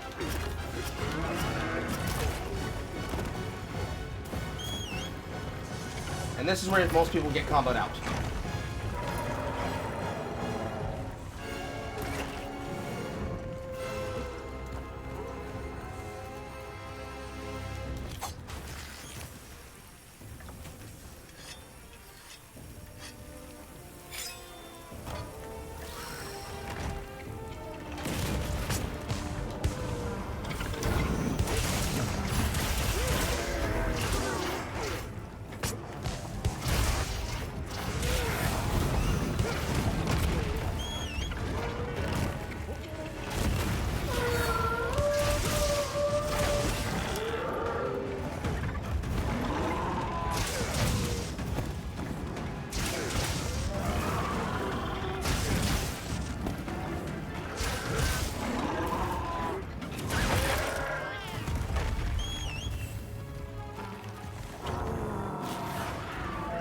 Sir, I said change weapon. Thank you.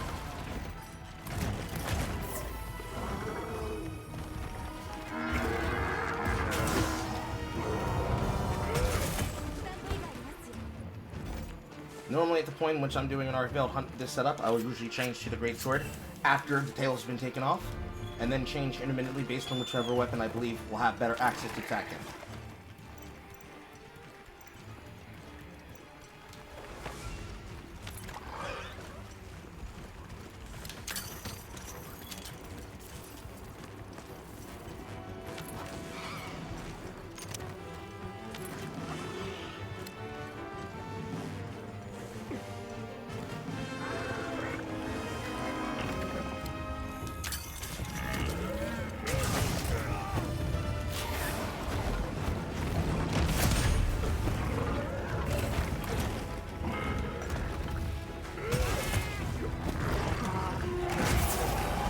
That should have actually been an offset.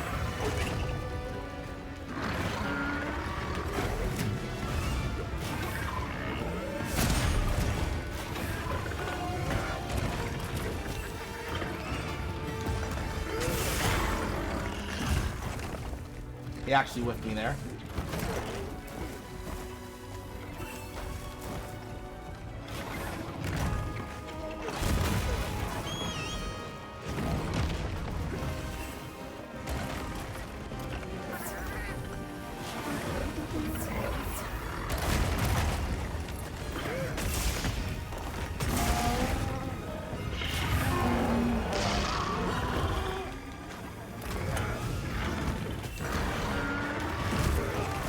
I was not prepared.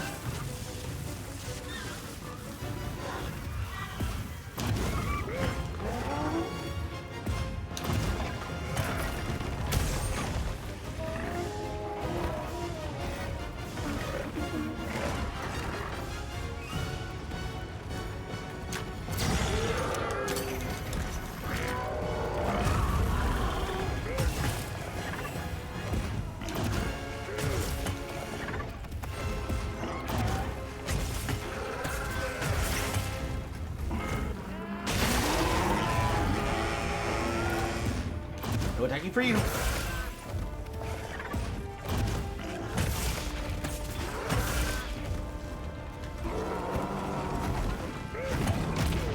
Unfortunate.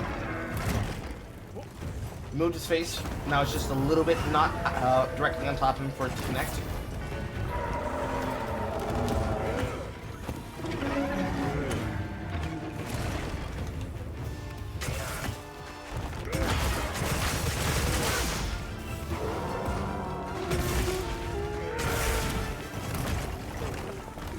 Another grapple. This time we have the slinger to break.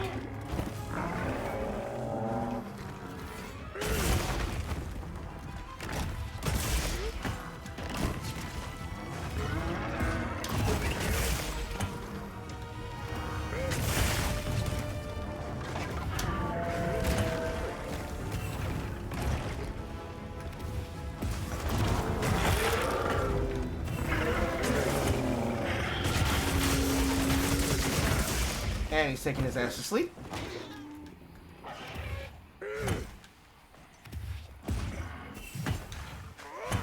That's not what I wanted true charged.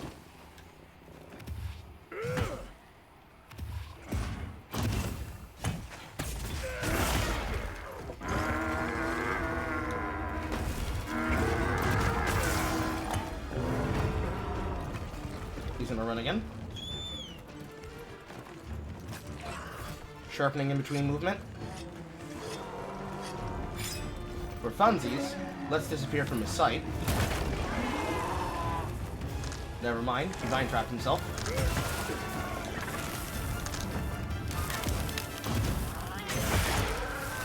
Left chain blade.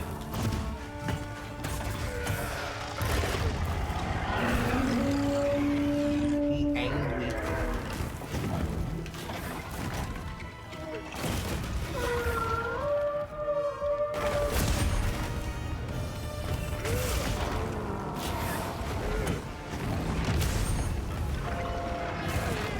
Unfortunate. I was not prepared for the proper follow-up.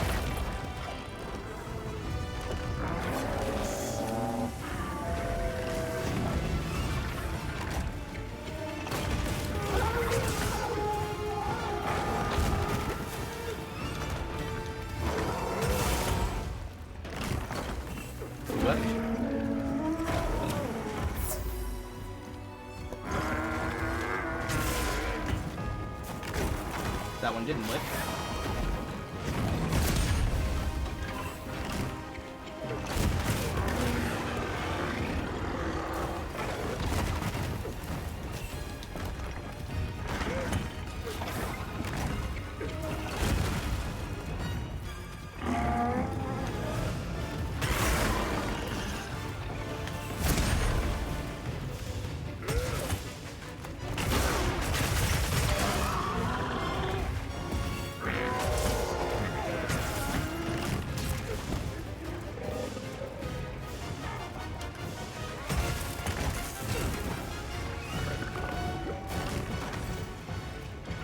Sometimes it is not easy to predict when he chooses to go for the little head dash attacks.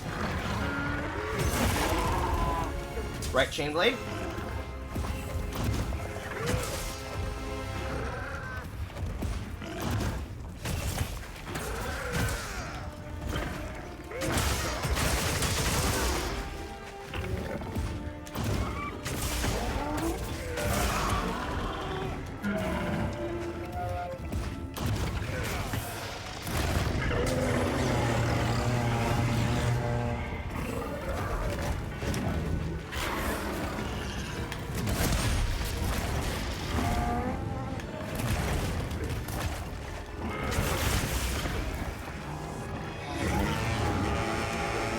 Roar again? That should be a scene transition. That is in fact a scene transition.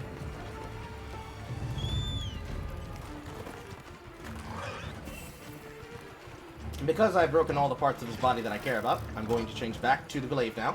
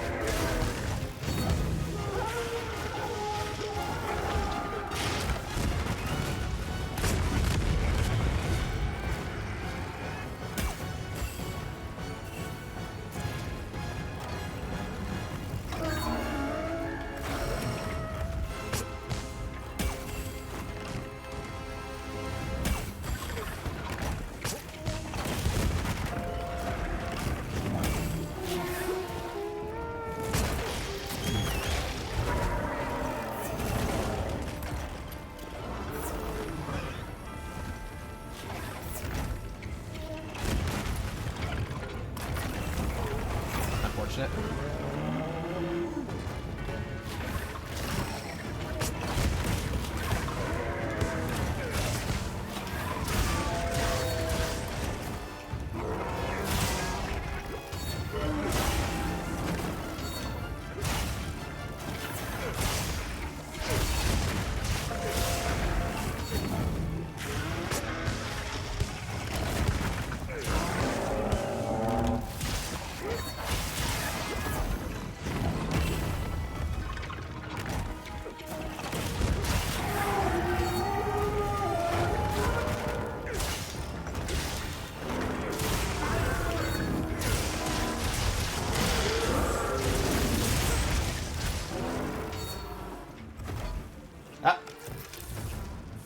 The stagger was not enough before I got the trap off.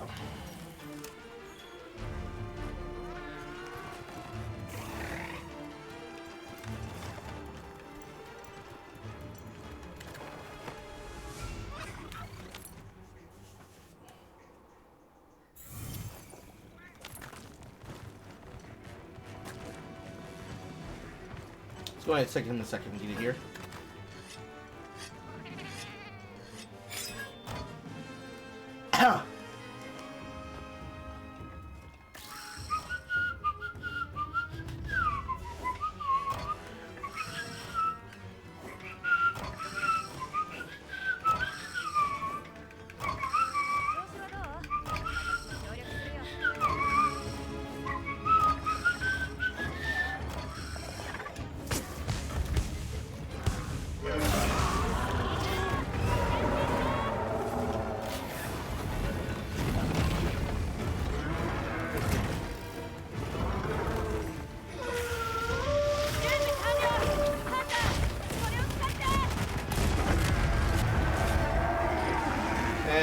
So take a half step forward.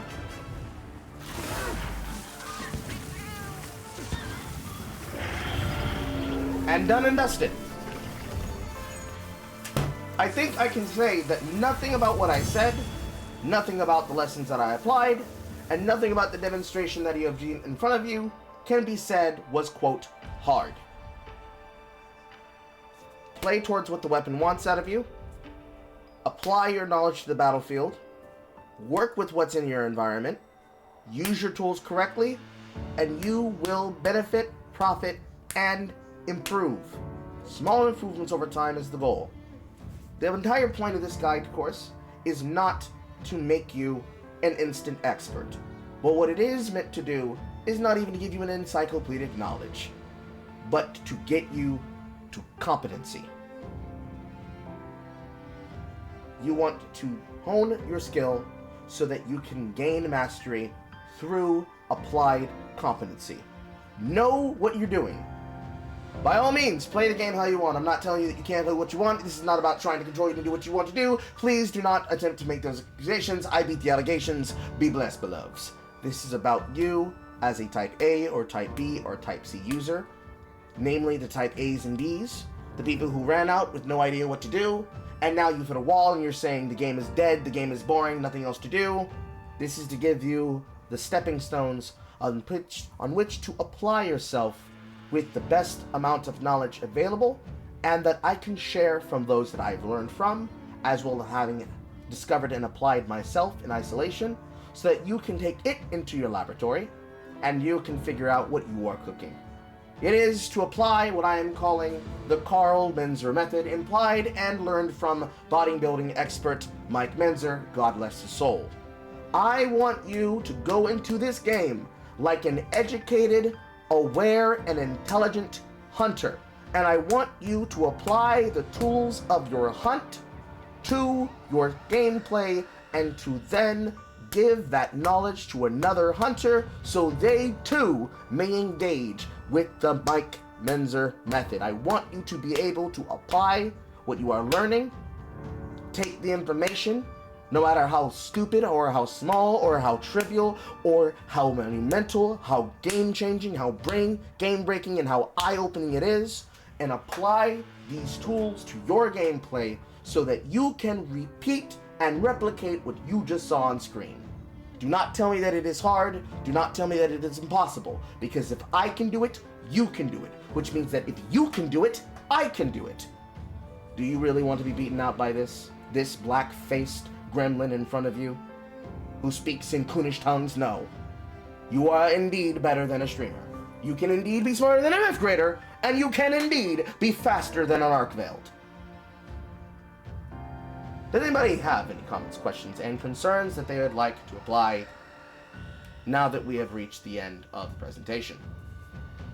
Anything at all, no matter how big, no matter how small, any questions whatsoever that a person wants to be able to apply that they just witnessed and or don't think that they have had answered, even if it doesn't necessarily apply to the weapons that were covered today. Something about the fundamentals of how to apply them. Anything at all.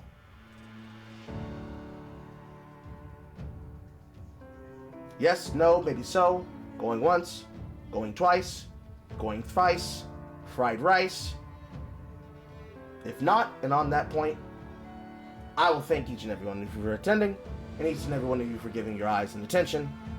I am Single Player Carl. You can find me anywhere where Carl and Carl appliances can be sold, and anywhere where Carl and Carl accessories can be seen. I stream on YouTube, Twitch, Twitter, X, Twitter/X, Kick, and other places where my output can be seen, and I indeed do post occasionally to Reddit. I am not a Redditor, but I occasionally post to Reddit. If my information has helped you in any case in the future, please come into the stream and chat wherever you can find this recording and tell me if this has made a change to you as so. And if you had so, please tell you that the Carl sent you. If at any point in time you are interested in anything that we do here and anything that my audience has to say and do, please consider becoming a member of the CARLISTs. Fight for your denomination and become a herald of the one true Carl. And if this information has helped you and you see me out in the field, do not be afraid to send me your information I am more than happy to meet people who have been touched by something that I have produced. And with that being said, I bring this guide to a close. Thank you, everybody, and have a good night. Now for the gameplay.